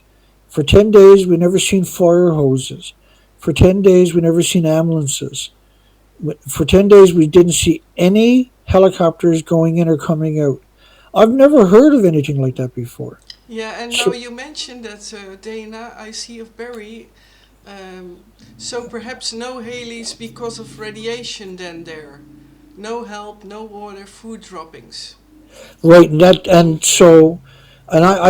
I've had a lot of polls about that subject. Mm-hmm. My shows was should Japan rescue the tens of thousands of people abandoned by the government in the earthquake wasteland? Mm-hmm. And so that's what I'm assuming. When you start adding up this whole picture, and I'm methodically taking you through a lot of it, and I've been glued to this story, trying to work out what is going on Mm-hmm. for since January the 1st.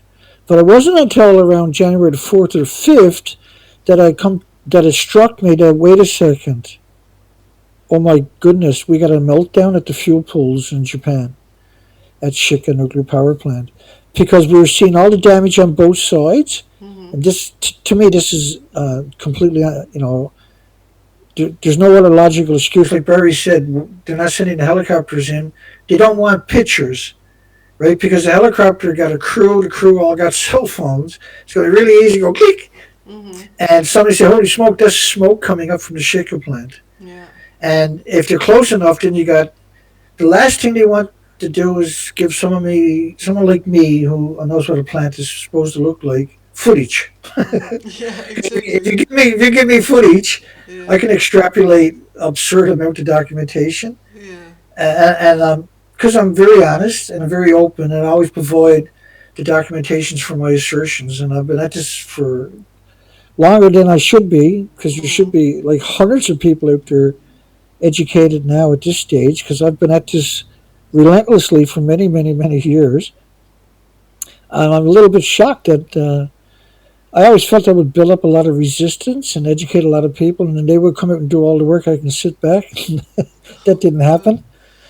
Yeah. And And so, go ahead, yeah. but you see possibly also the other question, which can, if you like to answer it, and then I will not disturb you any longer. It's this one. Can it be seen Uh, from space by like weather companies too? Private absolutely, planes with absolutely, Geiger yeah. teller, But, Geiger, but we're yeah, Geiger counters, yeah. yeah. And so we're not seeing any report. Well, it might be out there, but I'm not finding it. I'm looking for it, and they're very select in the pictures from the satellites. But see, the question is, normally the mainstream media will take their helicopters, because a lot of media in Japan has helicopters, and will just go fly over, because you can't drive in there by roads, because there's around 1,200 landslides, and there's another aftershock every 7 minutes, basically. So it's very difficult to rescue anybody, because if you go in the building, you got an aftershock, you got to run out. Now you're going to wait 2 or 3 minutes, say, okay, it's safe to go in now. Mm-hmm. As soon as you get in there, 2 or 3 minutes later, you got another aftershock. And you're going to do that 24 hours a day, 7 days a week for 13 days. So it's very difficult to do any kind of rescue. And because so much shaking, such volatile shaking. Now, the big question was, they said they had 10 airplanes, but there's no airports there. There's nowhere to land there. You can't even drive from community to community if the roads are torn apart. So why would they say they had 10 airplanes there when you can't lie? Why won't they let the Americans go in? Why won't they let China go in, their rescuers? Why don't they let India rescuers, who are already on the drop of a hat to fly in their own specialty search and rescue teams with their own equipment, their own dogs, and start rescuing people? Mm-hmm. But we didn't see it. The first 10 days we seen zero heavy equipment, zero ambulances, zero fire trucks, zero um, no helicopters. So, like, again, why don't they just put? Now I make jokes of it, right? So, like, I was trying to understand, why don't they take pallets, which are big pieces of 4 foot by 4 foot blocks of wood, and load it up with food, medical supplies, and clothing, and blankets, and generators, and just go in under the helicopter and just lay it down and fly away again. And because these people are living for 10 days on one cup of water, not a glass of water, but one cup of water a day and one slice of bread a day. Now, why would they do that one? When it's so easy for a helicopter to go in and drop off soldiers to help them to clear the roads, and their roads in their communities are still not cleared. So the only thing that makes any sense, because a lot of these landslides are bamboo. So me or you can go in with machetes and clear it out in 4 or 5 hours, and a small backhoe can come in and clear out that section of road. In the communities itself, the majority of the rubble we're looking at is easy to be cleared. You would just go in with a backhoe, a tractor, and clear it out yourself in a half an hour, an hour. 10 days later, that's still not cleared out. And so, in other words, you got all these communities, they got their own construction equipment, they got their own bulldozers, their own excavators, their own backhoes, their own construction equipment. They could have cleared their own section, and then the whole prefecture could have been opened up by everybody doing their own little part. And the federal government, the provincial governments could have went in there and done the extra work too, right? But, in 2016, during a same type of earthquake, they sent in 22,000 soldiers right away. There was helicopters landing everywhere. They were ferrying in supplies everywhere. They were bringing out the victims nonstop.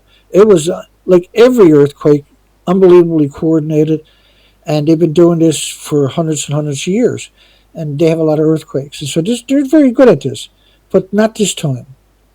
And this time they're talking about earthquakes in the basements of buildings, not reactor 2, but in reactor 1. So they're not suggesting that the earthquake went under the plant was equal to upper 5 on the Japanese seismic intensity scale of 7. They're saying it's in a single building, which suggests reactor 1 fuel pools melted down. These reactors were offline since the year after Fukushima, but the fuel pools are just as volatile as a new reactor. Do they do this all the time on purpose to manipulate the weather? Can it be seen from space? So we're not hearing anything of Geiger counters. My Geiger counters here in Canada are trending up. I'm indoors, right?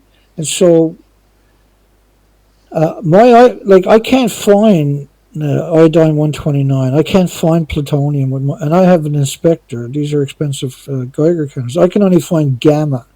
So I can't find plutonium. I can't find uranium 235. I can't find the majority of the harsh radioactive isotopes that we're seriously worried about, and I could barely find the gammas. These Geiger counters are not meant to uncover accidents. They're just meant to take your money and give you, a little iffy numbers. And we got very high numbers, and I'm going to come back over because we still got Shika headlines to get through to finish telling the story of Shika, because it keeps getting worse, don't it? Here we go again. Yeah, but it's important information, Dana, so I'm grateful it's that you take your time to be here in the weekend as well, that you need your rest as well, Well, I start my live shows again tomorrow night, so that's what I mean. It's all good. I'm more than happy. I'm thrilled to be here. I'm absolutely feel privileged to be here and talk to everybody. Bless I'm very grateful to have the opportunity. So they admit a few days ago they got 100 aftershocks. And these aftershocks, over 400 or over 3.5 on the Richter scale. There's significant shaking. And it's every 7 minutes for 13 days.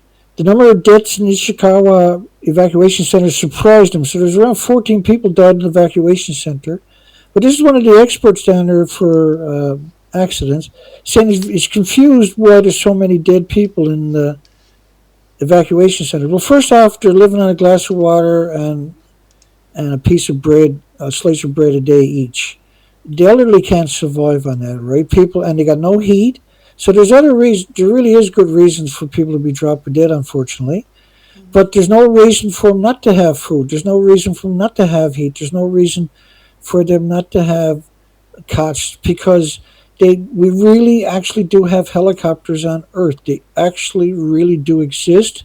And the Japanese government has refused all offers from all countries to go in and help the victims. We've never, ever, ever in history have another instance that we can point to where that happened. So what happened? What is the catalyst to abandon all these victims for so long? They're still a victim. They're planning on moving 24,000 of them across Japan. But why did he wait so long? Now, the snow didn't show up until day 6. So they didn't even get there until day 7 and 8. So why didn't they go in? And your survival rate is based on 72 hours. So why didn't they go there in the first 72 hours and rescue people? Because that's your survival, the biggest survival. So again, they didn't want someone flying over it that would take pictures of the Shika nuclear power plant or that community and showing the actual damage. We have a sanitized version showed up from media that only showed us the crop top parts of the reactors, and I've never seen nothing like that before. Yeah. So this is what JIMA, but the radiation levels around the plant, this is Shika they're talking about, have not been monitored. But yet they showed you a picture of another place 60 kilometers away. Thousands of people are still being evacuated to safer places. Now this was day 11, and this was only one helicopter. This is the first time we've seen it, and it was evacuating 30 senior citizens from another area, but not on the same side as the Shika Peninsula, or the Shika nuclear power plant. And I beat them up every day for 10 days. And on the 11th day, here's the helicopter, but it's just one. And we still have over 2,500 people still unaccounted for. Well, they're isolated communities where they say the roads are blocked up, we can't get to them. So, well, here's proof we got helicopters. Why doesn't a helicopter go in and drop off food and water and resources and medical and doctors and nurses? I'm pretty sure Japan could spare a few. Why did Japan Red Cross wait 10 days? Where is United Nations? Now, normally they will always toss something in to win over some favors, right? Why didn't they show up? Why didn't they make announcements? Why didn't they make any donations? Why is it Japan Red Cross, who should have been there on day 1, finally show up 10 days later, 11 days later almost? And they sent in 3,600 sets of beddings, earplugs, and face masks so you can block out the sunshine and get a little bit of rest. It's very difficult to get any rest when you got no food, no water, no electricity, no heat. The temperatures are dropping. You're completely abandoned. You don't know if your loved ones are alive. You don't know what your house is destroyed. This was a vibrant 1,000-year-old neighborhood burnt to the ground. So this was an unprecedented accident we've never seen in 1,000 years. An apparel company, thank goodness they exist because the Japanese government still hasn't done nothing, donated cold weather items to the quake hit areas. Underwear makers, 6,000 garments and shirts for women. They're ready to send, and they have available on a drop of a hat 100,000 down jackets and warm undergarments. Some already arrived in Nano and Suzu, which are on the other side of Shika, and the company will provide the goods and request the local authority. But the Japanese government should have done this, not some random corporation, right? So they're going to send 60,000 garments and shirts for women. And in Kanazawa City, I thought I had a map there. I guess I don't. Is about 50 miles south of Shika, which is the other opposite direction, right? So again, this doesn't. You got all that damage way up there. You got all the damage up the other end of the peninsula, with no damage at the Shika nuclear power plant. So you got a whole bunch of these little companies out there sending relief because they know people got nothing. And this is 11 days later. So you can see some of the damage in Wajima, which is the northern area of the peninsula. The tremors, which reached the highest level of 6 and 7 on the Japanese Shindo seismic intensity scale.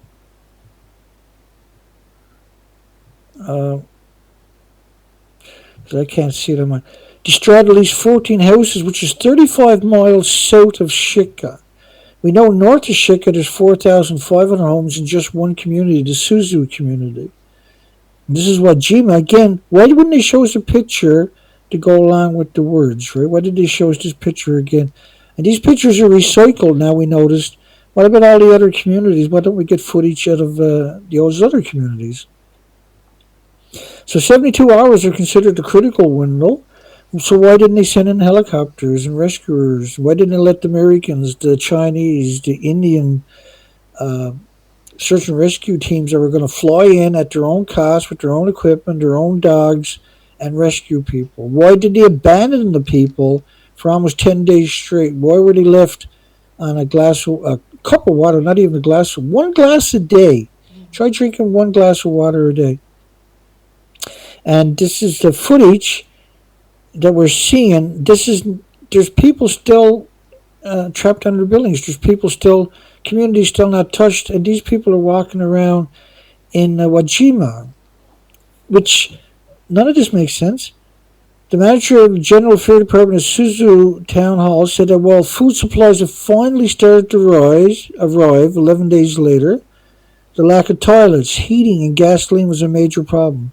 Yeah, because you're talking, imagine not getting a shower for 11 days, for instance. Only very few places had electricity, and there's no running water anywhere, and 80 to 90% of the buildings are not inhabitable. In other words, they're destroyed. And the mayor estimated 90% of the town was flattened, and that 90% of the town population were currently staying in shelters because their homes are destroyed. No U.S. boots on the ground. Why didn't the United States, why weren't they allowed to go in with their own equipment, their own helicopters? They had everything. They would have brought generators. They would have brought water filtration systems. They would have been able to desalinize salt water, seawater. They would have brought instant relief. And then people in that area that did have connections were reaching out to the Americans, asking them to please come help them. But the Americans says, well, we can't go in unless Japan says we can. Japan had yet to accept a week-old offer of U.S. military aid. This was day 10, not 7, but day 10. And the Americans, because we covered it, and I got the documentation, offered them help on the first day. Same as India, same as China, and we're still offering today. More than 1,000 aftershocks, as we know now it's well over 1,200, have rattled the region for more than a week. And they were calling them tremors instead of aftershocks. They were calling the main earthquake a tremor, which dropped over 10,000 houses. So they were downplaying the narrative significantly, symmetrically throughout the entire media. And because I aggregated everything I can get my hands on for the last 12, 13 days, Japan nuclear plant shaken beyond some safety estimates. Well, no, this is period beyond the safety estimates. According to the authorities and Hokukai Electric Power Company, the earthquake registered an upper 5 on Japan's seismic intensity scale of 7 in the basement of the Unit 1 reactor building. Not Unit 2, not the site, but just the reactor building. You can't have, again, see, the way you frame the narrative, they're suggesting someone is trying to warn you that reactor 1 fuel pools melted down. That's the only interpretation that I can come away with, because why would you frame it so pacifically? You can't have shaking in just one building. It has to shake in all the buildings. And because it has to shake on a fault line itself on top of that, which we know is 150 kilometers long, and we know that the Earth rose up 13 feet in that 150 kilometers. And so the only real solution, again, of this equation is that fuel pools at Reactor 1 melted down at the Shika nuclear power plant.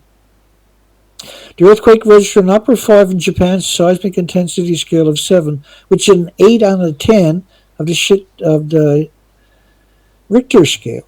And the reason that they use that scale and Taiwan also uses the same scale, if you look up Taiwan earthquakes, you'll see devastation. Skyscrapers tipped over, many of them, earth tore apart, and you'll see the same thing in many Japan earthquakes.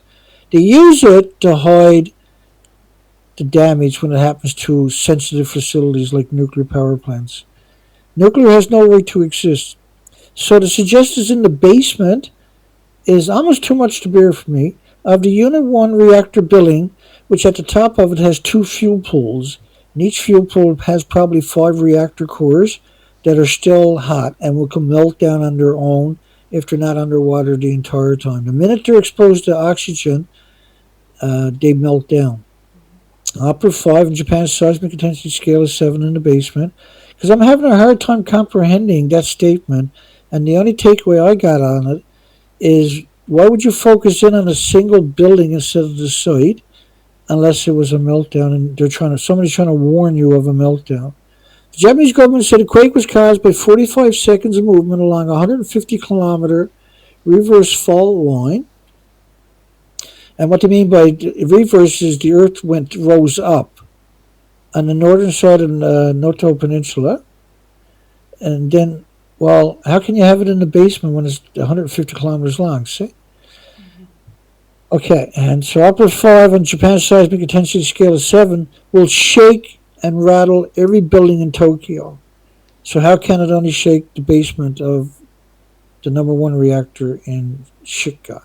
Yeah, it's bizarre, Dana, because you know what I also realized, that it's not only the earthquake but also these landslides. I mean, and the plates. Yeah.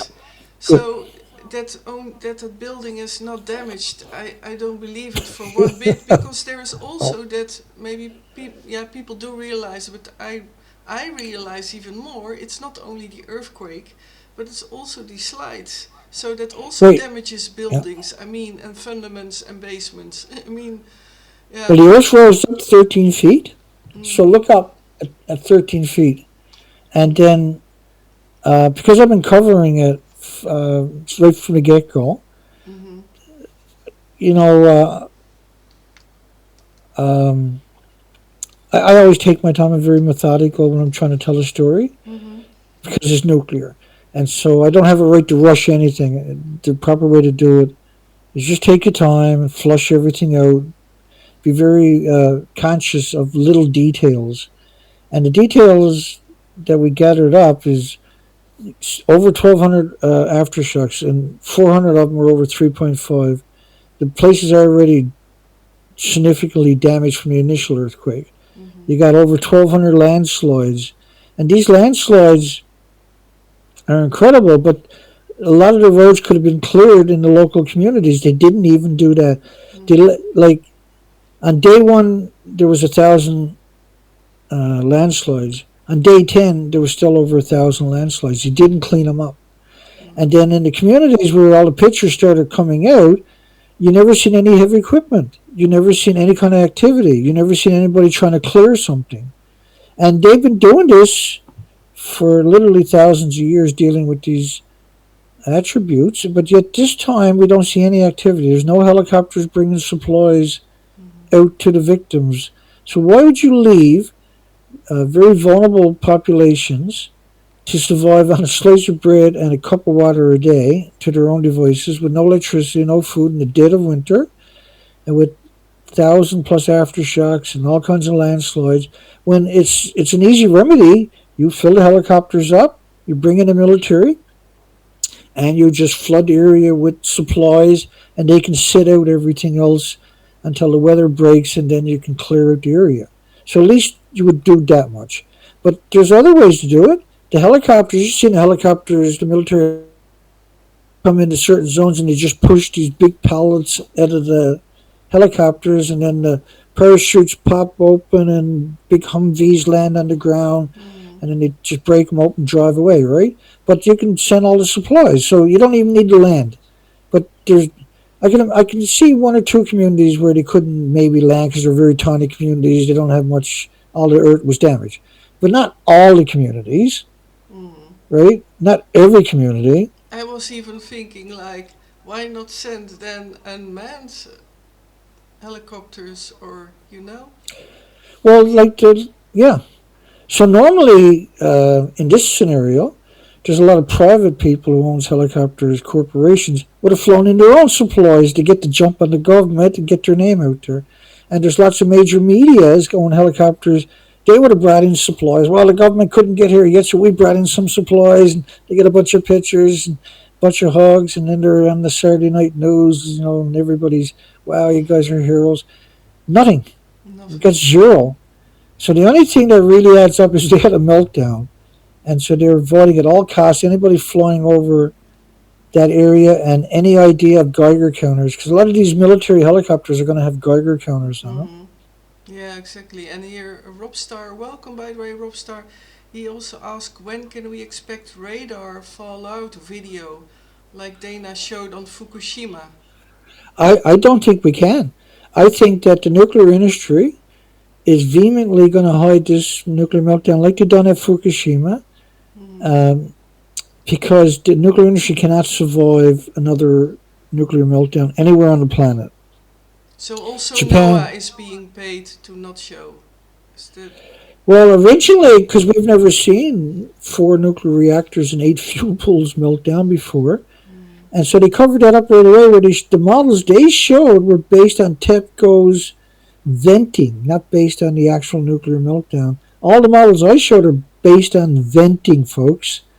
And so imagine if the models were actually based on multiple reactor cores melting down. Well, you wouldn't be able to see planet Earth in the models, would you?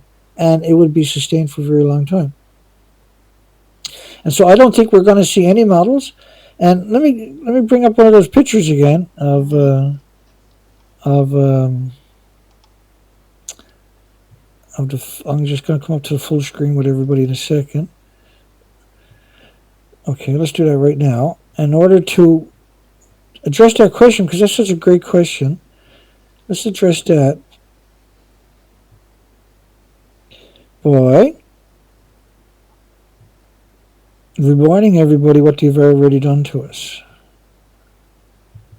So here's the media pretending they're in a building to your right, that pretending they're in a building to your left. So the media to the right are saying they're over 100 feet above the stump to your left, which is a lethal dose. You can never go near that. That's a lethal dose. Are you But they're sharing? claiming, Are you sharing now, Dana? Because I don't oh, see. it didn't share? Okay, No, you thank did not you. share. No. Oh, I didn't hit allow. Look at that. Good one. Thank you. Exactly. That's what we got to keep me honest. Okay, so to your right, you can see, now that's only a fraction of the media. It came out in 2013 and pretended they were in the fuel pool of the reactor to your left, which doesn't exist. And the building to your left should have been razed all the way to the ground, but it wasn't, because they put a so-called containment or cover over it that doesn't physically touch it.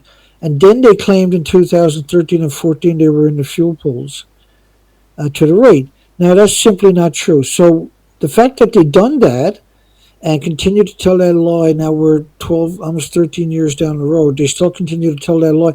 Now they claim that the building to the left never happened. The official story is it never happened, despite the fact that unequivocally that's Unit 1 in Fukushima blowing up, and that's different grabs of it blowing up. Now the little buildings you're seeing are 65 meters, 190-foot tall buildings. So the explosion to your bottom left-hand corner, that's the fuel pool.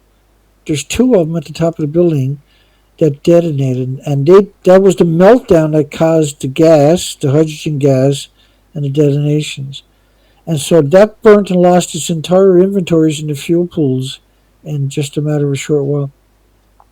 This is the bottom frame of the Kevlar sarcophagus that they put around reactor 1. So the top part to the bottom, that bottom piece down there, is that top piece right here.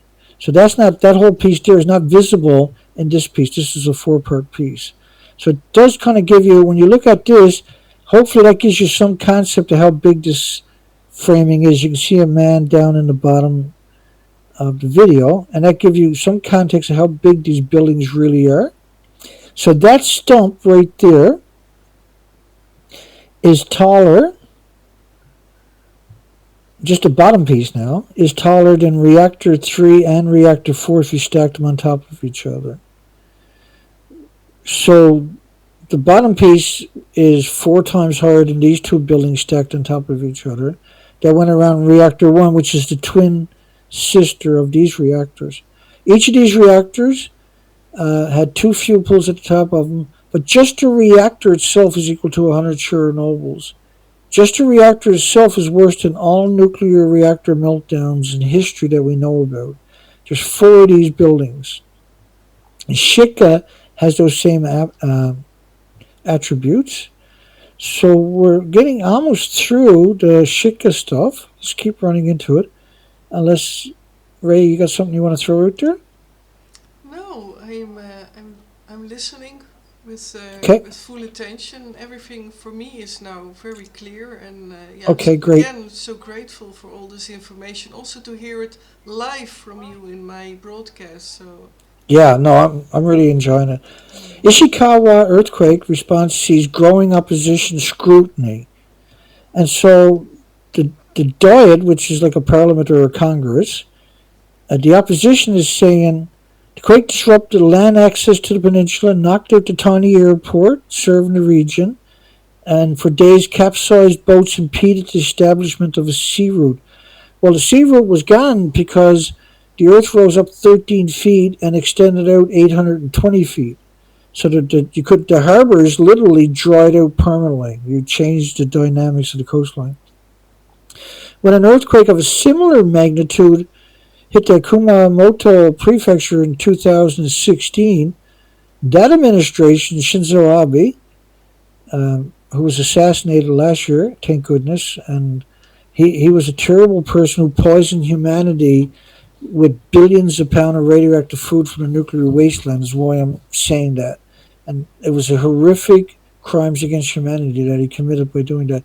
Sent approximately 15,000 troops in the first 2 days, with a contingency reaching 26,000 members within a few more days.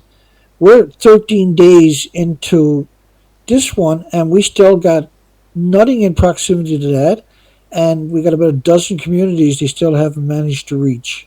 And all they had to do, it's only 100 miles in any direction, and you can reach every community. So why aren't we seeing it? Government to aid central Japan quake recovery with more subsidies. We see them now trying to play catch up. This is January 11th. On Thursday, 30 elderly residents requiring care were airlifted from Suzu, which is the opposite side of Shika. The Land Ministry said on Wednesday that it secured 6,500 public housing units nationwide for evacuees to move into immediately. And so why did we wait 11 days? Is absurd. And it's going to take many more days for them to pull something like this off. And they still haven't accomplished anything as of today. Around 2,500 residents remain cut off due to severe roads. This was yesterday. At least 3 faults ruptured in the 45 seconds in Japan's quake. It was actually 4. So let's just say 3 fault lines ruptured. These fault lines haven't ruptured for over 3,000 years. So this is something different, right? Fault response quake may stretch 150 kilometers. And this is what they mean by it. Look at this thing. This is what they mean by the fault, where it just ripped the earth apart and massive landslides. This is incredible pictures. yeah, very impressive. And is it, by the way, can they even predict it? Well, they knew it was on a fault, but they said, go ahead and build a nuclear plant here because it's a dormant fault. And it hasn't been active for thousands of years. And in our little time span, we managed to see it become active and devastating. And we assume there is a nuclear meltdown currently taking place and that they have covered this successfully up. But my scrutiny, if I can find any documentation to definitively show that, you can be sure I'm going to be out there swinging. The magnitude 7.6 quake, which was the Richter scale, measured a 7 on the Japan's seismic intensity scale of 7. A 7 out of a 7 in the prefecture town of Shika. If you got a 7 out of a 7 earthquake, or a 10 out of a 10, whichever scale you want to use, because they're both the same, then what you're talking about, is a catastrophic event. That's a 10 out of a 10 is a catastrophic event and shows a 7 out of a 7. And so Shika is the place where the nuclear power plant we're concerned about. We're also concerned about one in Niigata Prefecture. But this one in particular is surrounded in incredible mystery with all kinds of weird stuff we've never seen before taking place, where helicopters won't fly, where search and rescue is denied, where international countries that want to bring in dogs at their own expenses, equipment, helicopters at their own expenses, are refused absolutely unequivocally. We don't want you. And the excuse is it's too difficult to stage everything. This is the opposite of reality, right?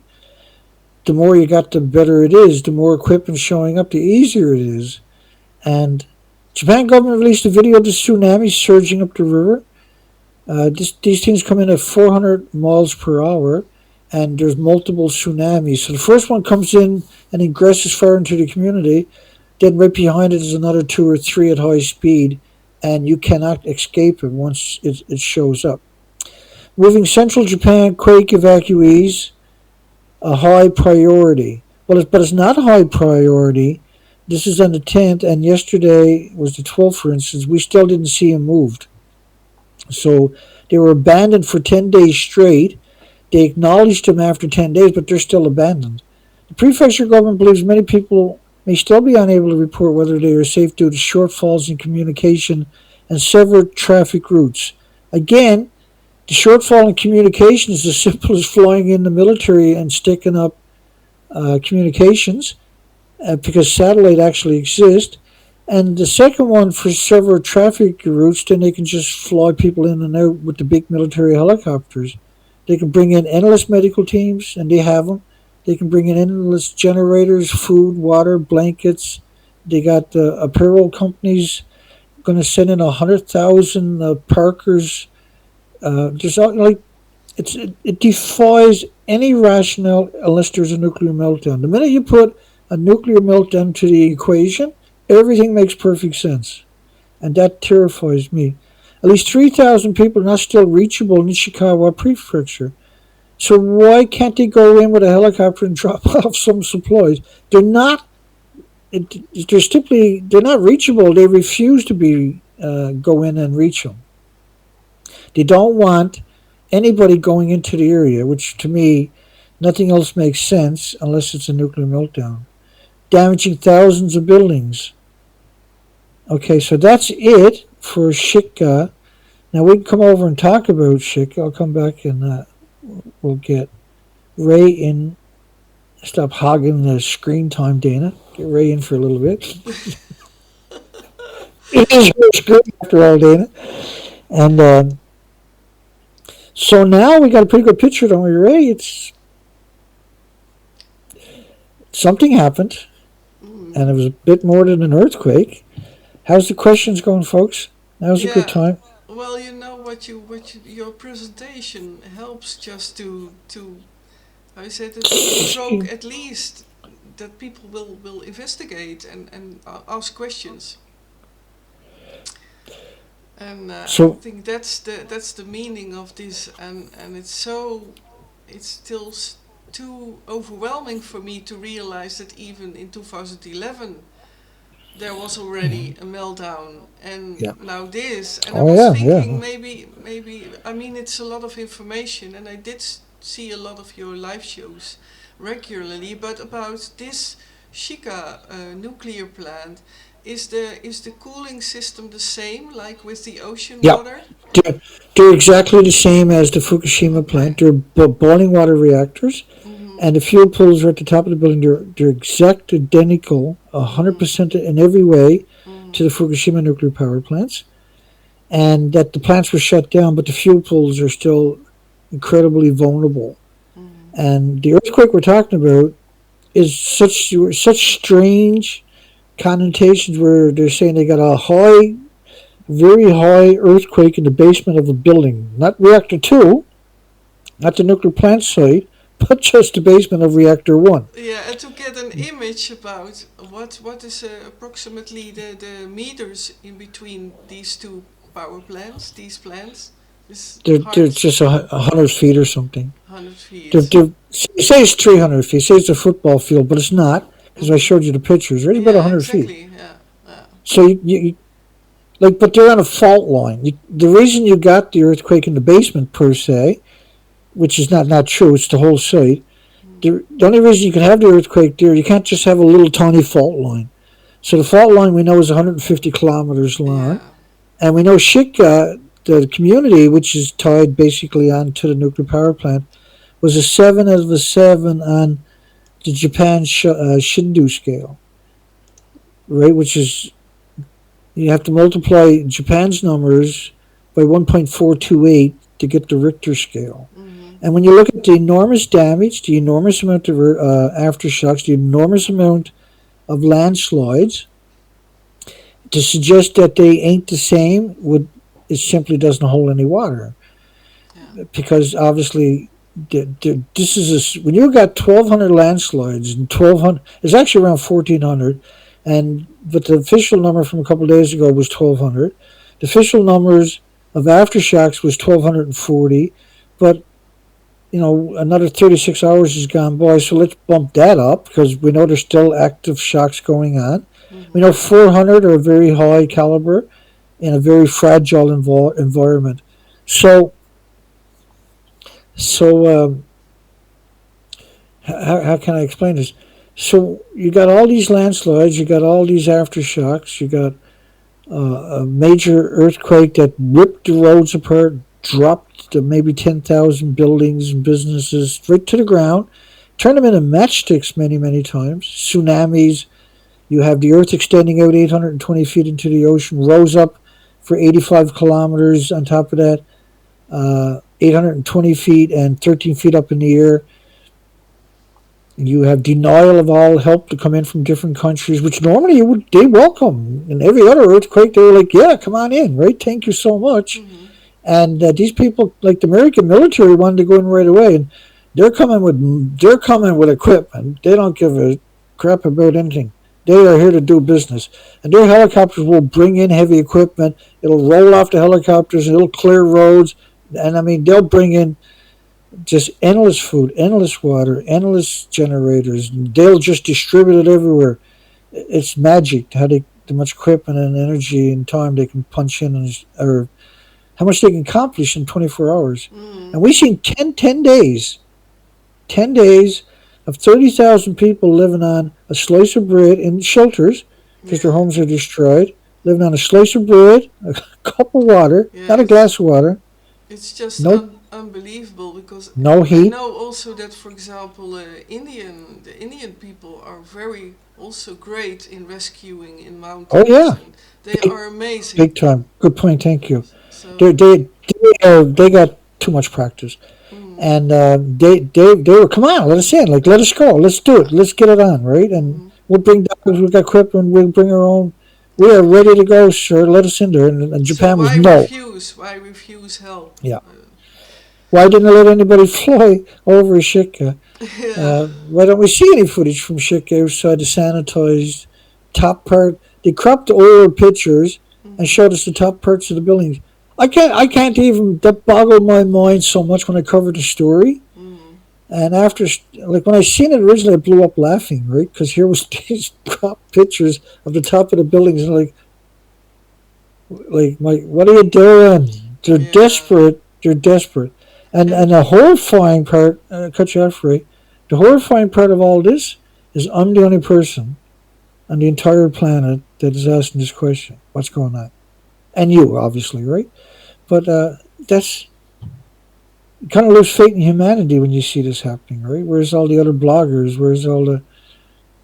yeah, where Where's all yeah. the anti-nuclear brigades too, right? Where's the beyond nuclear? Where's Greenpeace? Where's the concern?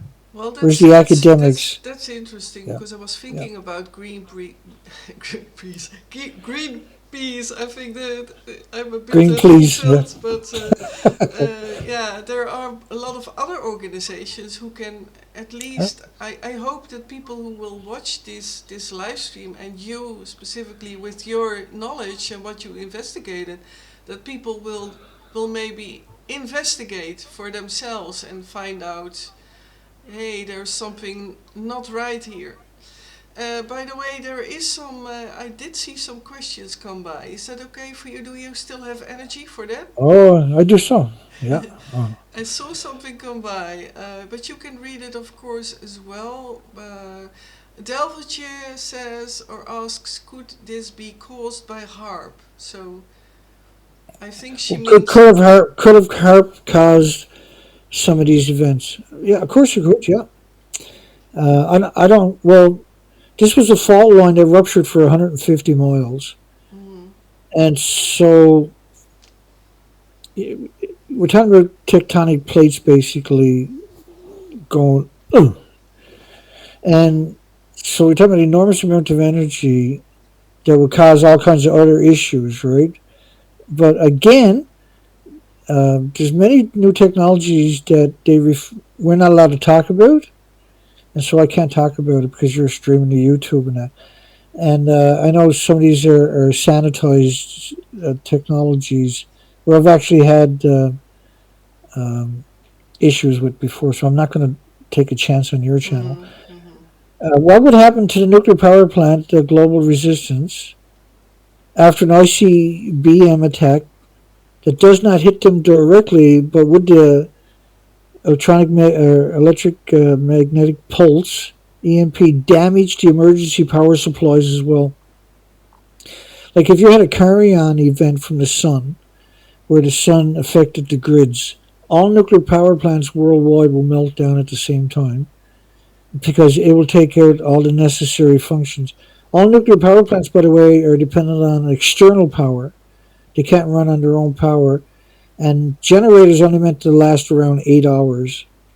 So most nuclear power plants only have fuel on site for about 8 hours, because that's not really. And but these generators are huge generators. They generally need a day's advance to fire these things up. And so if you're going to melt down, you don't get water in about 50 minutes. It melts down. A running reactor can needs 4,500 tons, 4,500 pickup trucks of water a minute, for instance, one way to look at it, or 1,000,000 gallons a minute. It's a mind-boggling a number, really. mm, So imagine you got to take the keys and organize the keys for 4,500 trucks. And so if you just got the car keys for 4,500 trucks, that's like a mind-numbing amount of keys to keep control, like the track, right? And pass out. You can't pass out 4,500 keys in a minute. You need to do that you need to fill up 4,500 one-ton trucks with water every minute, 1,440 minutes a day. So um, you're talking about like so much energy in order to cool the reactors every minute. They're dependent 100% of the times on external power, like gas, oil, and coal plants are typically dedicated to the nuclear site. They're built before the nuclear power plant, and they'll feed the nuclear plant to build it because these are enormous undertakings. And like the big plant they're building Sizewell in the United Kingdom, for instance, there's enough cement to build a sidewalk all the way to Rome, just in one building. It's the biggest construction site in human history. And that the resources we're talking about it's enormous. You're talking about 9,000 people a day working on this site. So think about how much electricity you actually need just to build a site. You need the same generations just to run the pumps, because each reactor, there's going to be multiple reactors on the site, is going to need 1 billion gallons a day. So try your garden hose. Or like your garden hose will do about 140 tons a day, 24 hours a day, 30 psi, a 3/8 inch garden hose. These reactors need 4,500 tons every minute, but your garden hose can only do 140 tons a day. So we're talking about an enormous amount of electricity just for that facet. But there's so many other things going on. There's over 1 million pieces of equipment on these sites, very complicated sites. mm-hmm. They shouldn't exist. And the sites are all about the nuclear fuel cycle. After 18 months of nuclear fuel cycle, when you take the fuel out, you can now get enough plutonium out of it to make nuclear weapons. It's producing plutonium on a prolific amount at this stage, and it'll do that indefinitely, long past the human experience on this planet. And so, back to Barry's or the global resistance, what would happen to a nuclear power plant after an ICBM attack? Like they done, like we've seen in the Ukraine, all you got to do is cut external power, and you threaten the plant to melt down. The generators can only keep up with a little bit. They're not meant to go more than 8 hours, basically. And coal shutdown takes quite a few days for that to happen. So they're going to melt down. Once the chain reaction starts, you can't switch it off because the lethal doses, you can't go in there physically do something. And there's been many, many nuclear accidents that they have managed to cover up over the years. I wanted to just run you over. I'm going to come up to share the screen again for a few minutes. And I'm going to take you over to some information. Now we're just going to run through some headlines of Fukushima. And I want you to not try to absorb each story per se, but absorb the big picture I'm about to give to you. So these are some headlines after Fukushima. Fukushima nuclear report was so shocking we decided to treat it as, this is the government, as if it didn't exist. They pretended the meltdown didn't exist. Think about how frightening it is that you would suggest something like that. The radiation data from Seattle, United States, may be withheld by the government for national security purposes because people would demand that they close down all the nuclear power plants in the country, for instance, and that they would have abandoned Seattle and Washington if the truth came out. And that another study showed the xenon-133 in Washington, a radioactive fallout, just that particular isotope, at 450,000 times. These are catastrophic to all species and humans. You should never go back into that land. But you're talking about the whole country at 450,000 times above detection levels, and it persisted for weeks after Fukushima. Well, not that. It never goes away because all the other isotopes are there. Very high concentration of hot particles. A single hot particle in your body is catastrophic to your body. And everything from a nuclear meltdown is a hot particle, including plutonium and americium. So we just had xenon, now we got plutonium, now we got americium. Map shows Fukushima fallout in the United States from Fukushima. The doses in the Northeast and the Great Lakes, which is central, the continent, is equal to the West Coast. So these are catastrophic numbers. And that such a tiny amount as 11 atoms per kilogram, and a Becquerel, BQ, is the pulse of energy every second. So the atoms are pulsing energy every second, and maybe for millions of years. So 11 Becquerels a kilogram, you can put 200 million atoms, rather, on the head of a needle, but you can't see it. So how are you going to distinguish 11 if you can't see 200 million atoms on the head of a needle? I think earlier I might have said 200,000, but that happens sometimes. Very unusual for me to make that mistake, but I did. I remember it distinctly. Irreversible heart damage for children with 50 becquerels a kilogram. In Japan's limit, they claim, is 100 becquerels a kilogram, 100 atoms a kilogram. So you're going to have irreversible heart damage in every child. And this is what we're basically seeing starting to manifest worldwide. Radioactive materials like cesium, which is just one of 1,000 fission products we need to worry about, are brought back to the surface soil each year by plant growth and radioactive pollination. And so the pollinators, which are the most important species we actually have on the planet, are being destroyed by radioactive pollen. And we know in Japan the radioactive pollen is at around 4,000 per cubic meter of air. So the atoms get in your body, they're like explosions going off in your cells, blowing holes in your chromosomes, your DNA, every second. It never goes away. Radiation levels of several dozens of sieverts. Now 3 sieverts, that terminology, that's a lethal dose for a human in a very short exposure. So the only people that are working at Fukushima are the homeless, the destitute, the victims of society, the immigrants who don't speak the language. and not no nuclear scientists, no academics, no nuclear corporations, no nuclear students or universities, no experts are there. Only the homeless and the destitute and the victims of society and the immigrants who don't speak the language. This is Miko Kaku, a famous physicist from California, well known on major Western medias. Human civilization may destroy itself. I mean, look at Fukushima. Liquefaction of 3 nuclear reactor cores. It was 4, and then it was 8 fuel pools. And International Atomic Energy Agency admitted, which is the IAEA, which is United Nations, there is no such thing as a safe level of radiation, and that their standards at the International Atomic Energy Agency, which has no authority, not a regulatory agency, they're a bunch of bullies from 195 militaries, which is known as UN. Their standards are based on natural stuff, not based on anthropogenic man-made radiation. That should make everybody sick to their guts. So the standards the International Atomic Energy Agency are throwing around are not based on man-made. And that's how they're getting away with poisoning humanity. By the way, it's not illegal to poison you with radiation. Congress and parliaments don't have the authority to make it illegal. They can make it illegal to poison you with 3,000 chemicals, but they can't make it illegal to poison you with radiation.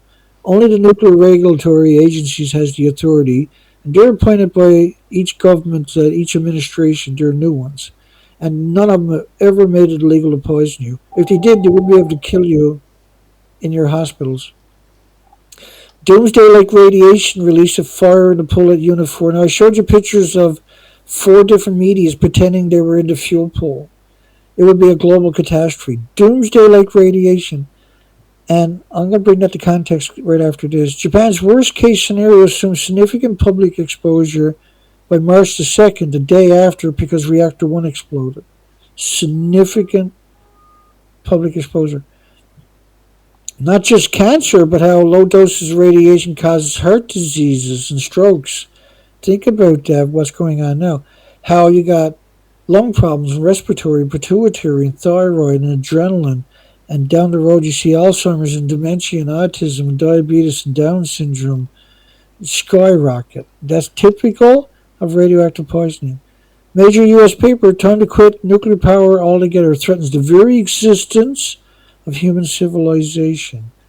And they have every right to say that and put it in those connotations. It's the duty of the scientific community to reduce the public's fear and anxiety about radiation. Well, the idea of a scientific community is to educate you, not misrepresent and deceive and downplay. That's absolutely not true. And so here's another isotope study. So I showed you plutonium, neptunium, cesium-137, xenon-133, and this is the sulfur peroxide hydrogen buckyballs they're actually talking about here.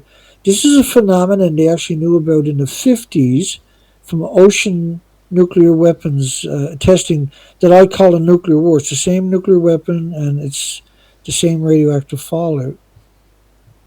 And that some of these nuclear bombs, like the Soviet Union biggest bomb was equal to 3,800 Nagasaki, because Hiroshima was the uranium bomb, Nagasaki was the plutonium bomb. So these were equal to 3,800 Nagasaki bombs going off at the one time. 3,800 nuclear weapons the size of the 15 kiloton Nagasaki bombs going off to one time. Sulfur peroxide hydrogen buckyballs, by the way, these are all hot particles. And what happens is the sulfur is separated and becomes like a spherical ball, like a soccer ball. And then it ingests uranium, plutonium, americium, neptunium, strontium, blah, blah, blah. Isotopes, they become super hot particles. They're very mobile. They don't need a jet stream to traverse continents. And they're very dangerous. Just one of them in your body will trigger a vicious autoimmune defense against it, where you'll saturate that area every second of your life for the rest of your life with white blood cells. Those white blood cells, of course, has to displace a red blood cell. in order to exist. So now you're moving red blood cells out of the way to produce the white blood cells. And that means you have less nutrition, less oxygen, because that's what the red blood cells carry you. So as you bioaccumulate this stuff, and because it never goes away, your body has to attack it relentlessly for the rest of your life. And every bit of damage, every second, from the pulse of energy from each of these atoms has to be dealt with by your immune system. So your immune system becomes overwhelmed. Fukushima release was so great the radioactive aerosols in Washington were 100,000 times normal. The radiation iodine levels in the United States was well above the permitted level in the drinking water, which meant you should have abandoned your communities there. Is iodine 131 killing babies in Philadelphia? Death rates up 50% in infant mortality since the radiation level spiked in the tap water. So all of these are acknowledging it showed up. But what now they're claiming these two buildings didn't melt down, for instance. They didn't have any kind of releases, and that the releases were equal to 3 grams of sugar. This is madness to suggest anything like that, but that's now the International Atomic Energy Agency cooked up the story, and all the media and universities are regurgitating that narrative. And we are just, that is simply unconscionable that these people are in a position to do something like that to humanity and the 8 million species. UN committee chairman studying Fukushima radiation impact, we wouldn't expect to see health effects in children, workers, or anyone else. Well, if you don't expect to see any effects after 4 nuclear meltdowns, then you should be dissolved. You shouldn't exist because you don't really have a job. Because if the worst case scenario is not harmful, then why do you exist in the United Nations? See? Leading director in Japan, nuclear power generation, only invention that may destroy the future of human beings. And as the public, possibly worldwide, sickens over time, the truth will leak out about Fukushima. Okay, so with all of that in mind, I got to take you to my research expeditions. As you can see, there's not very many to get through. I launched after Fukushima, and I still use this boat all the time, research expeditions from Vancouver, British Columbia to Alaska. There's 27,000 islands. You're right across from Japan. This is where the plumber is going to land first. And there's my trusty sidekick, Zoe. And she passed away on a bird expedition, bless her heart. And that was where she wanted to be, trust me. That was her favorite spot out on the ocean. And so she was the only color on any of the beaches. I'm going to show you in a minute. So the map to the left was the tsunami map from NOAA, the American government, and the map to the right is the radioactive dispersion in the ocean from NOAA. So the mainstream media and nuclear industry promoted the picture to your left, and when you said, oh my God, this is terrible, because they said it was radiation, they mocked you then in the comment sections and everywhere else and said, hey, stupid, that's the tsunami. But meanwhile, they hit this one to your right away from you, which was the actual NOAA's model of cesium-137 dispersal. That's me in my healthier days, and that's 2 of the little skiffs that I use for my research even today. And the sailboat will tow the boats all around those 27,000 islands. And I would go for 4 to 5 months a year on the ocean. And this is a model from Vancouver, British Columbia, all the way to Alaska. And I took my time and meandered through the 27,000 islands, through the choke points where the ocean has to come through to reach the interior islands. And the pictures to your right are the same places as the picture to your left. There should be up to 7,000 highly visible species in the tidal zones. And you can see the vibrant, beautiful colors to your left are now exterminated. You'll never take that picture again due to Fukushima. And look at this incredible diversity to your left. The beaches are actually made from the shells. So the shells break down into fine particulate sand. And every island of the 27,000 islands is surrounded by multiple beaches. The beaches are still there, and they're made from the shellfish breaking down into and turning into sand. But you won't find those shells on the beaches. They're actually gone too, post-Fukushima. And that's incredible. I mean, that is incredible that you got beaches made of shells, but there's no shells on the beaches. It's absurd. And you can see the diversity to your left, and then you can see there's nothing left, only a couple of algae on the right. There should be 700 algae. There should be 84 species of starfish. There should be 74 species of sea anemones. And that's what you're looking at right there, those sea anemones, those round circles. There should be 74 species of them. Each species comes in multiple vibrant colors.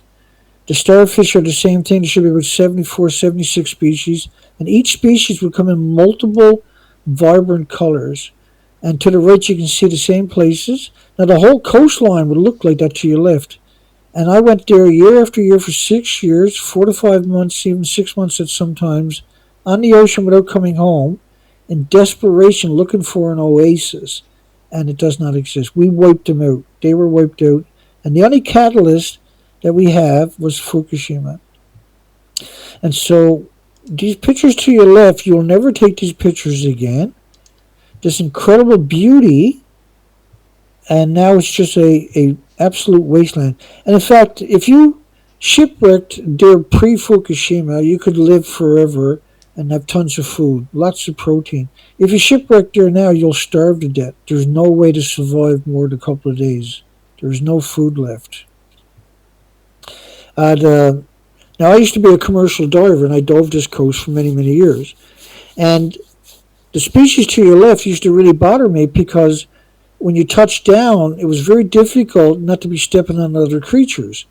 And so that would bother you because you don't want to squat a bunch of creatures. And at nighttime, because I would stay on the ocean for 100 days at a time, and at the end of the day, you would put up a beach line.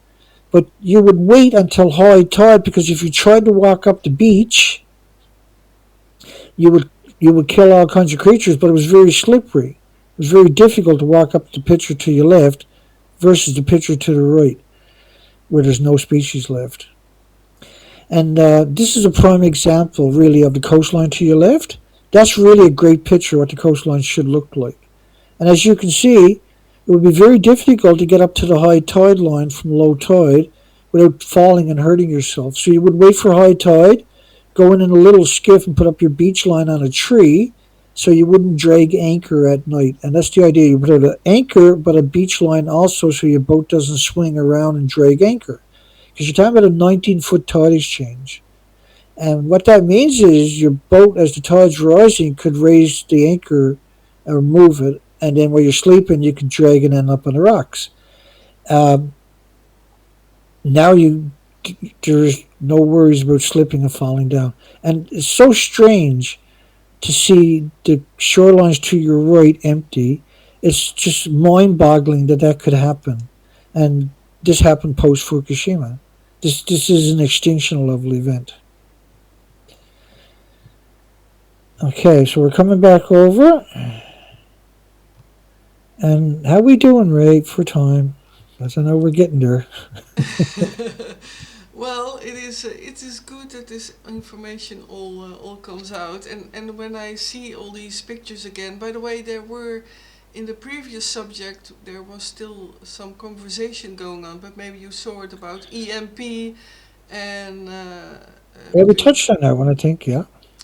I think so. Yeah, I could not read it exactly, but I thought maybe was there still a question. Oh yeah. Oh, yeah, I see what the global resistance is Yeah. talking about. Go ahead. Go ahead. Yeah. Is that okay to answer Yeah. that one still? Yeah, let's do Could that. any? Yeah, you can read it as well. Which one? Which one? Could anybody survive 700 nuclear power plants having a meltdown after thermonuclear world No. war No. or a major solar storm? That'll exterminate everything, and bacteria, fungus included. Nothing will survive it. Mm, It'll eradicate everything with replicating cells. Let's put it that way. yeah. By the Because they have way, no defense. Yeah. Go ahead. by the way, I was pretty impressed by how I started to realize that it's not illegal to have nuclear energy. That's Not started illegal to and poison you with radiation. It's not illegal to poison you with radiation. that's what I mean. Yeah, yeah. Okay. I Yeah. also No. am I was fulfilled. just clarifying. Yeah, No, it's yeah. good. No, I'm, no, no. I'm, I'm It's a amazed. difficult subject, right? It And is. if you don't come across someone like me, if you don't come across my documentation, you're not going to work it out on your own. You're Mm, simply not going to do it. And that's the problem. They know it. It's structured that way, so you can't work it out on your own.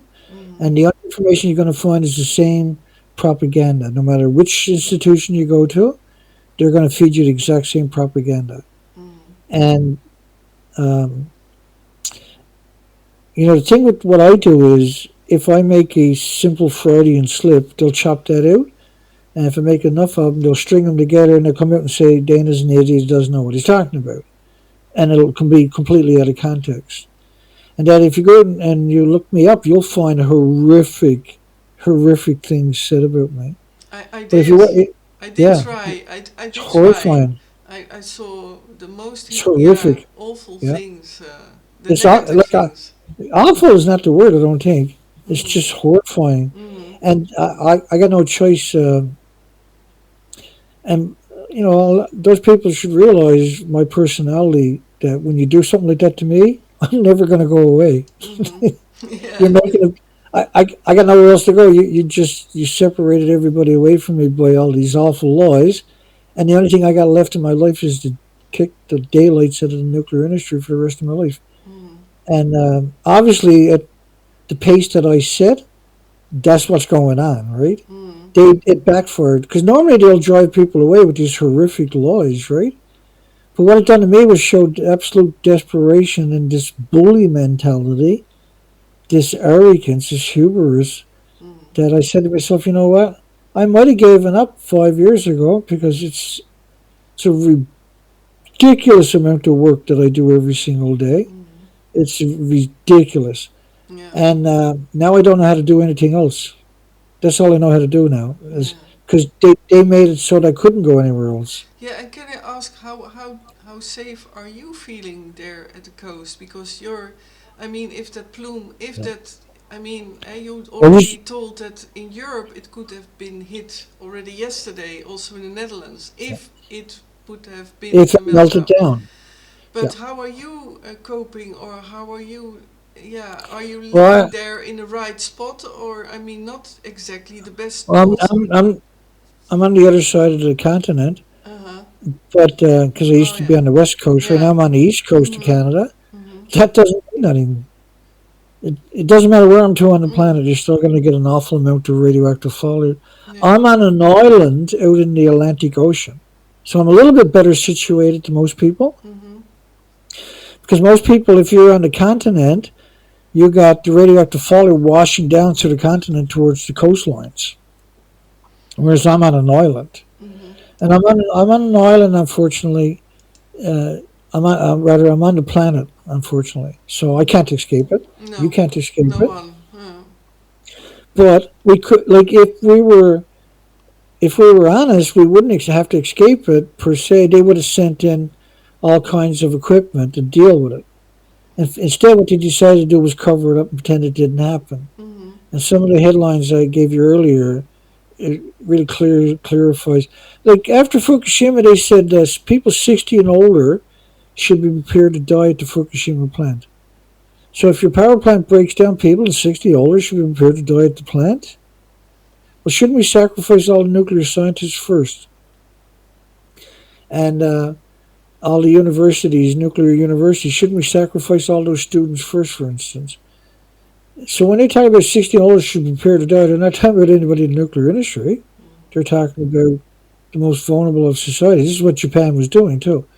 And they kidnapped and shanghaied all the homeless and the destitute and the victims of society, the immigrants who don't speak the language. And they disposed of them like paper towels. Literally treated them like used paper towels. And they were thrown away after 2 days. They Mhm. were given promises of $3,000 an hour to go into certain zones. If you're homeless and you got a job and he's got $3,000 and he gives it to you, puts it in your pocket and he says, I want you to go over there and pick up that bunch of tools. You go over there, then you fall down, you drop dead.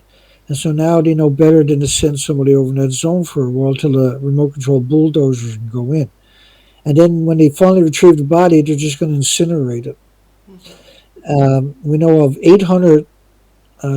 800 urns of ashes of the homeless in just one spot alone. Now, we also know that the fuel from the reactor cores and the fuel pools in some of the reactors were tossed right into the buildings at very high velocity and landed all over the site. So there's no way you're going to get a nuclear scientist. And I've produced TEPCO, which is the operator of the site, which shouldn't exist. And the reason they exist is so you blame TEPCO instead of the nuclear industry, who's actually responsible. Mhm. Because TEPCO can just go bankrupt, and all of a sudden, the nuclear industry haven't got a problem no more. But they're the ones that should take the blame, obviously, right? And so you got all these people going there, but they're not experts. We've never seen a video of a nuclear expert at Fukushima plant. No. Almost 13 years later. And then now we got this event in Shika, and we got overwhelming evidence that something catastrophic has happened. And Mhm. when you got them coming up and telling you that there's an earthquake in the basement of reactor one, instead of the earthquake went under the nuclear plant site itself, the fault line, like it did, Mhm.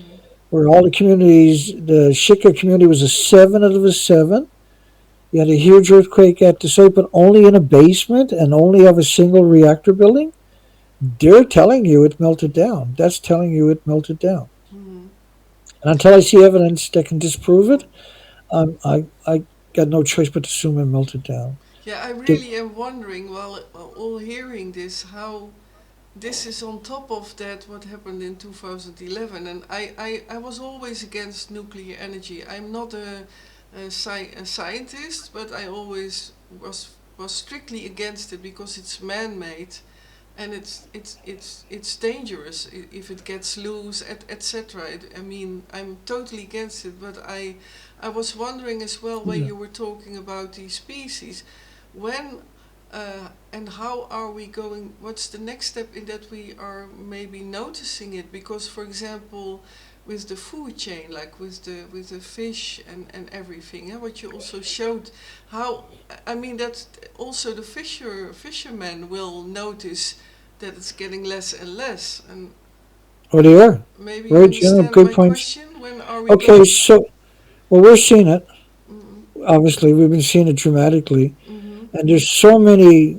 I generally, every 2 or 3 weeks, I'll do a update on species. Mm-hmm. And I'll do it, and usually a 3 or 4 hour video. And what I'll do is, I usually do it on the last show of the week. So people got a couple of days to get through it because it's a lot of documentation. Yeah. So, for instance, the gray, like, so there's a lot of people will talk about pilot whales and how pilot whales they'll go up on the beaches in large groups and it's normal and all this other thing. It's actually not. But it's not just the pilot whales that we see dying in mass. We have a mortality event for gray whales. We have a mass mortality event for humpback whales. We have a mass mortality event for fin whales. We have a mass mortality event for beak whales. Mm-hmm. And we got over 10,000 gray whales that have washed up dead since 2016, but almost every one of them are emaciated. And the Mm-hmm. only way they can go from 12 inches of blubber to 3 inches of blubber is if there's no phytoplankton in the ocean.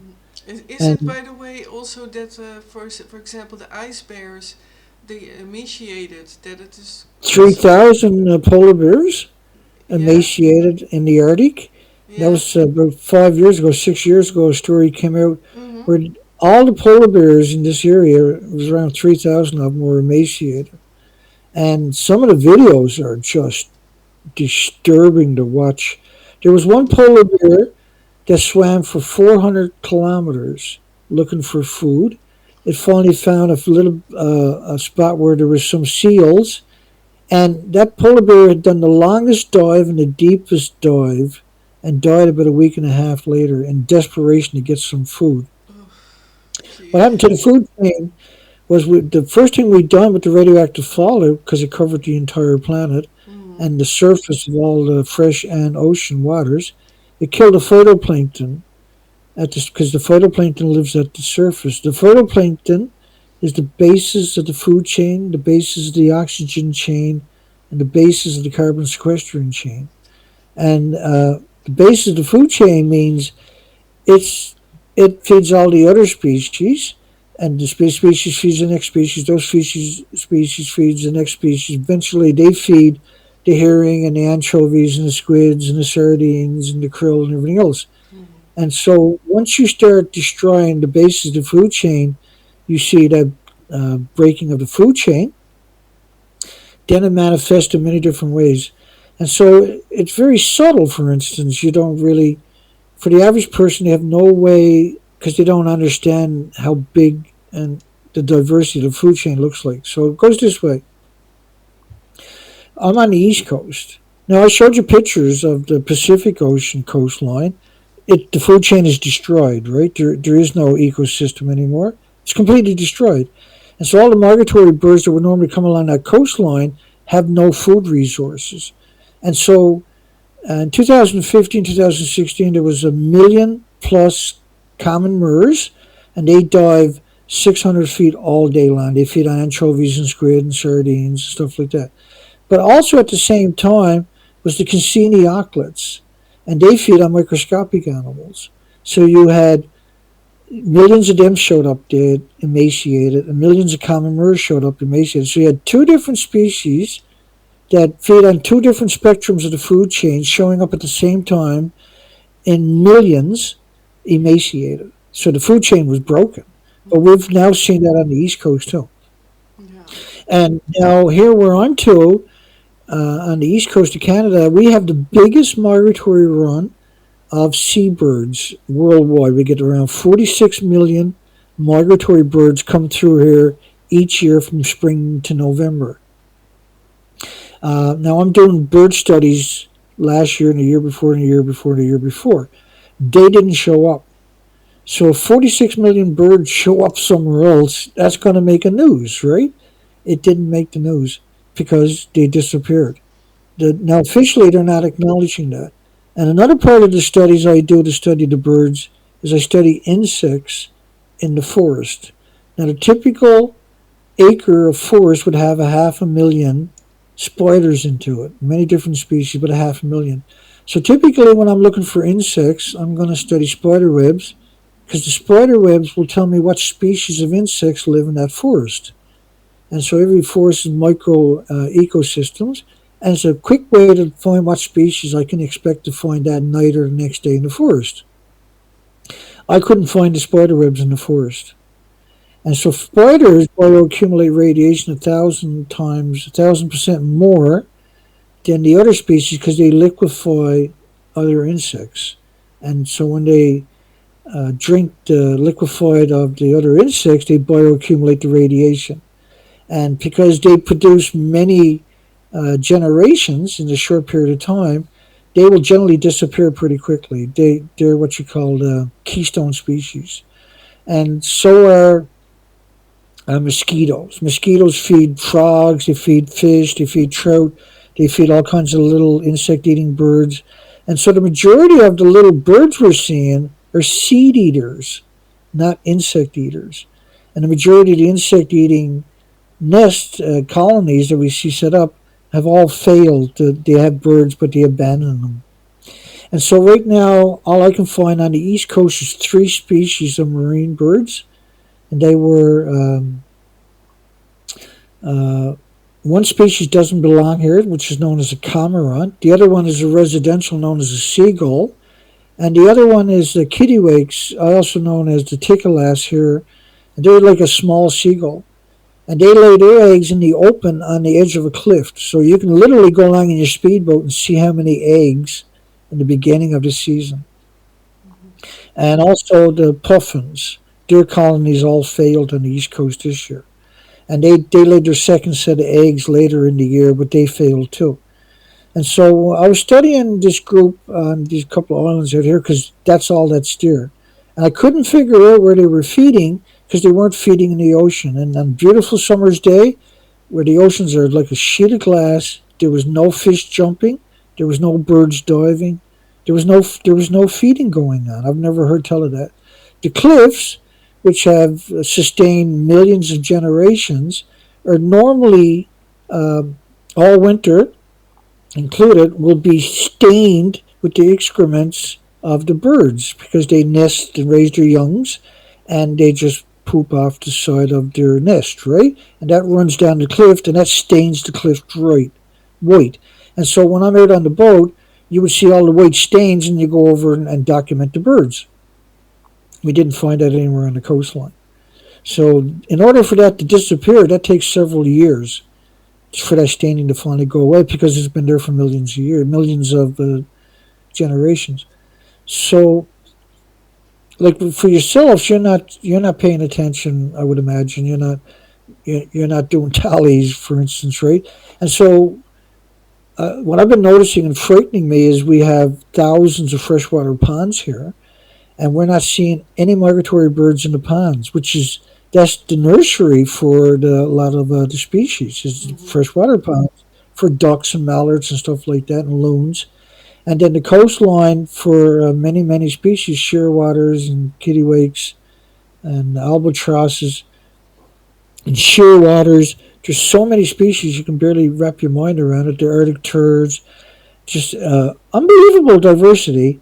And I found only three species, and Mm-hmm. these were the residential species. And I couldn't figure out how they were, and their colonies were only a 5 to 7% survival rates for the hatchlings and the fledglings. And I couldn't figure out where they were getting food to. It turns out there's a crab fishery plant about 5 miles by the bird, but around the peninsula from where I was doing the research. And when I finally went around there, this is where I found all the birds that were feeding on the stuff coming out of the fish plant from the deep sea crab fishery.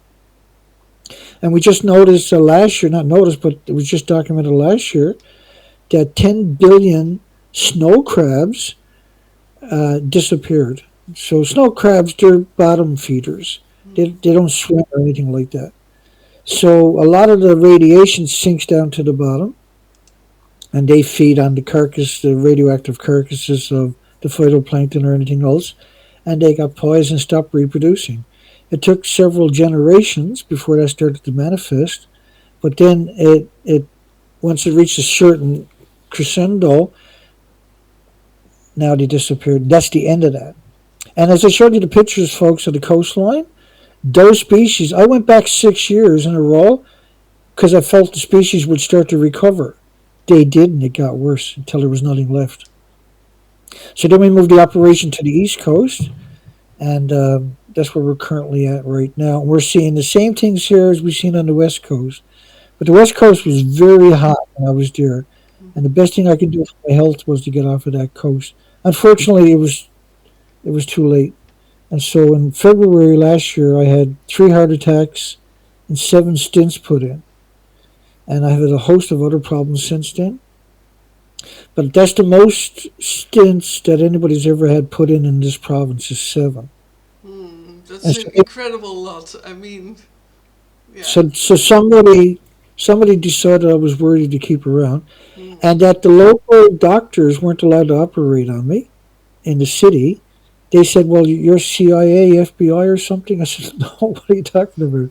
He said, "Well, we can't operate you, but there's a team just landed at the airport. They're going to be here just about an hour ago. They're going to be here in about 15 minutes, and they're going to do the surgery on you. You're going to be in really good hands." And I was like, "Well, first off, I'm not FBI and I'm not CIA, and nowhere Mm. near it." And You had some and angels who took care of you, for this sure. team this team flew in, done the surgery on me, and then flew out again. Mm. That's never happened before. They said they've Mm. never seen. Every nurse there came in and had a look at me to see who the hell I was. So so somebody said, "Hey, keep this one around. Mm. He's a lot of fun." Yeah, a lot of And knowledge. Yeah, people wish you all thank you, also the everybody. best. Like Delphi says, Dana is a medical miracle. By the way, Dana, I love our conversation, but I noticed Oh, myself it's 10 to 11. oh yeah, yeah. I'm starting. I already started to be a bit fulfilled, but I Bless love your to heart. hear you You're not talking. you're But not may yawning yet, so no, no, but I can really keep it I'm waiting for it. also I don't with blame him. you. I am not not. Oh, we've been going too long. No, not too long. Not too long. No, we're going. But That's I just thought, about the right amount of time. I actually don't have anything else to add, so go ahead, okay, Ray. well maybe it's yeah. Then it's the full circle round. But So hilarious when you think about it. It's so sad. It's such a tough subject, right? It's such a sad it subject. is amazing because I was when I started to. I said it often in the live streams. Like when the first time I came across you, I thought like, who is that man with that large, a great scenery? And I felt like, why is that information not entering? That was my first thoughts. Like, that's ridiculous because I know a bit about nuclear energy. I know a bit about atoms. I know the basics. So I Yeah. really was thinking, like, how is it possible that I cannot let it in? And then with repetition and over, and then It is, isn't it? It's very. it is, but it is a hard matter. It is, yeah, it is for me. I hard to, yeah, really, yeah. I had to let it repeat, and I learn a lot. I learn That's a how. lot. Once it sinks in, then you can extrapolate on your own. Exactly. You Yeah. really can. Yeah. And it does take. I generally my consensus was that it takes 5 or 6 episodes Mhm. of concentration, and it doesn't work for everybody. And I generally, you know me, I provide a ridiculous amount of documentation for the most part Mhm. because then people it makes sense to people better that way. I hope, and pictures and schematics and actual documentation so to back up my assertions. So everything I do is based on facts, and I always provide the documentation when it's appropriate. Mhm. So there can be no way to misinterpret it, and that's the only way to educate people. I run an educational program. So I'm not per se the anti-nuclear activist, despite the fact I guess that's what I am. I'm an educator that's trying to get everybody up to speed, so you can't be hoodwinked anymore, and so that Mhm. you can, when the time comes, that you can educate those around you too. When the world finally has an open mind, and that day is coming, is Oh, I'm 100% coming. sure. I think a lot of things are coming together in this as well. I see 2024 as maybe as a kind of biggest awakening that people start to really. Yeah, I don't like the word wake Yeah, up, but more. I I use it all think the time. Yeah. 2024 will be a very interesting year, and that's my feeling about it. And by the Mhm. way, I see so many wonderful comments. Thank you so Yeah. much, Thank you, Global everybody. Resistance, Delvertje, Sunbeam Sting. I saw also Jane come by on YouTube, and I could not. Immediately respond because I want to fully concentrate on Dana's story, of I course. appreciate it. Yeah, But it's talking about the Shika, and yeah, and yeah, if we get confirmation, Ray, I'll reach out to you, and we'll have to put out a special episode yeah. for your viewers Mm-hmm. and Yeah, get that conversation started. We got unequivocal, unassailable documentation. yeah. Thanks, Barry. Yeah. And Barry, of Okay, course, everybody. also thank you so much for helping me out also with on so many channels. Yeah, that was And great. before I forget, yeah, of course, I love to do an update with you and maybe even let's keep contact. And Yeah. I'm very eager to know when there is a confirmation. I myself also try to Oh, connect yeah. with the Big. MSM, the mainstream media, in this, but to come back to what you said, like you are the only one who's reporting it, and I searched, but I cannot find anyone else who is reporting this. And this That's is so bizarre. bizarre. This is the most bizarre thing. I mean, they don't have to believe you, but No. why? Yeah, it is. When you paint the picture I painted tonight, do you want to let international teams come in? Never heard of that before. Do you want to let Exactly. helicopters go out there? Never heard of that before. Mm, People still abandoned 13 days later. Never heard of that before. When all that it's only 100 kilometers long, 100 miles long. There's all the helicopters can go out there and back on one tank of fuel, and so there's no logical reason that they're avoiding helping people. Yeah. 30,000 people survived for over 10 days on one slice of bread and one cup of water. Not a glass, but a cup of water. Yeah, I've never heard of it. I've never heard of that before. it is. The It list, is. the list is very long. Yeah, and before we really go to, because we can talk, we can keep on talking. But I No, let's was let's when you give it were, up and we'll call it a yeah. night. Yeah. But when you were mentioning it, like I was thinking, in 2011 at least, there were more reports Oh, and there were more videos of there the was. Yeah. tsunami. Yeah, I hardly can find any Now images. there's no descending voices whatsoever. I mean, Mm, exactly. and that's frightening for me. It That's is. frightening. Yeah. Yeah. Because if they silence me, then we got nobody else out there. Mm, And so I've done my best since January 1st. I haven't stopped. It's been relentless to get everybody at least acclimated to the facts, right? And I can't come up with any other reason, only a nuclear meltdown at the Shika nuclear plant fuel pools on top of reactor one, at least, if not both. Okay, good stuff. Are we going to call her a night, I guess, at this stage? Because otherwise, I'm going to start talking again, and you're never going to get rid of me. yeah, I can also keep on talking. No, it's beautiful way to close off, and again to everyone. I saw your comments come by. I'm so grateful for all your comments, your questions. Maybe we even skipped a question accidentally. Then I apologize for that. But I think Dana talked about a lot of, told a lot of information and deep, deep information. And yeah, I'm so grateful you were for the seventh time here Yeah, in it's my live great. stream, It's fantastic. Yeah, I appreciate it. It's and look huge. forward to another one, Dana. Oh, yeah. Oh, it's, you know it's coming. I You know it's know it's going to coming, and happen. for Yeah. sure with the updates, and we will manage something that yeah, that I can stream that also when there's an update. That, but we will find a way to combine that even maybe.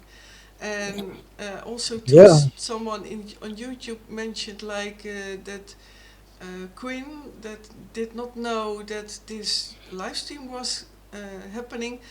It is what I also found out just now. I only saw 10 minutes ago a notification of YouTube that I was live, so I Oh, don't know wow. why it is a weird thing happening, and some channels did not go along with the run, so with the live stream. But I let go, and people can always re-watch it, of course, Yeah. and check out Dana's website. It's down below, and as well, of course, his YouTube channel. Please subscribe, and thank you again, Barry Henderson, and everyone who is supporting our channels. Thank you so much.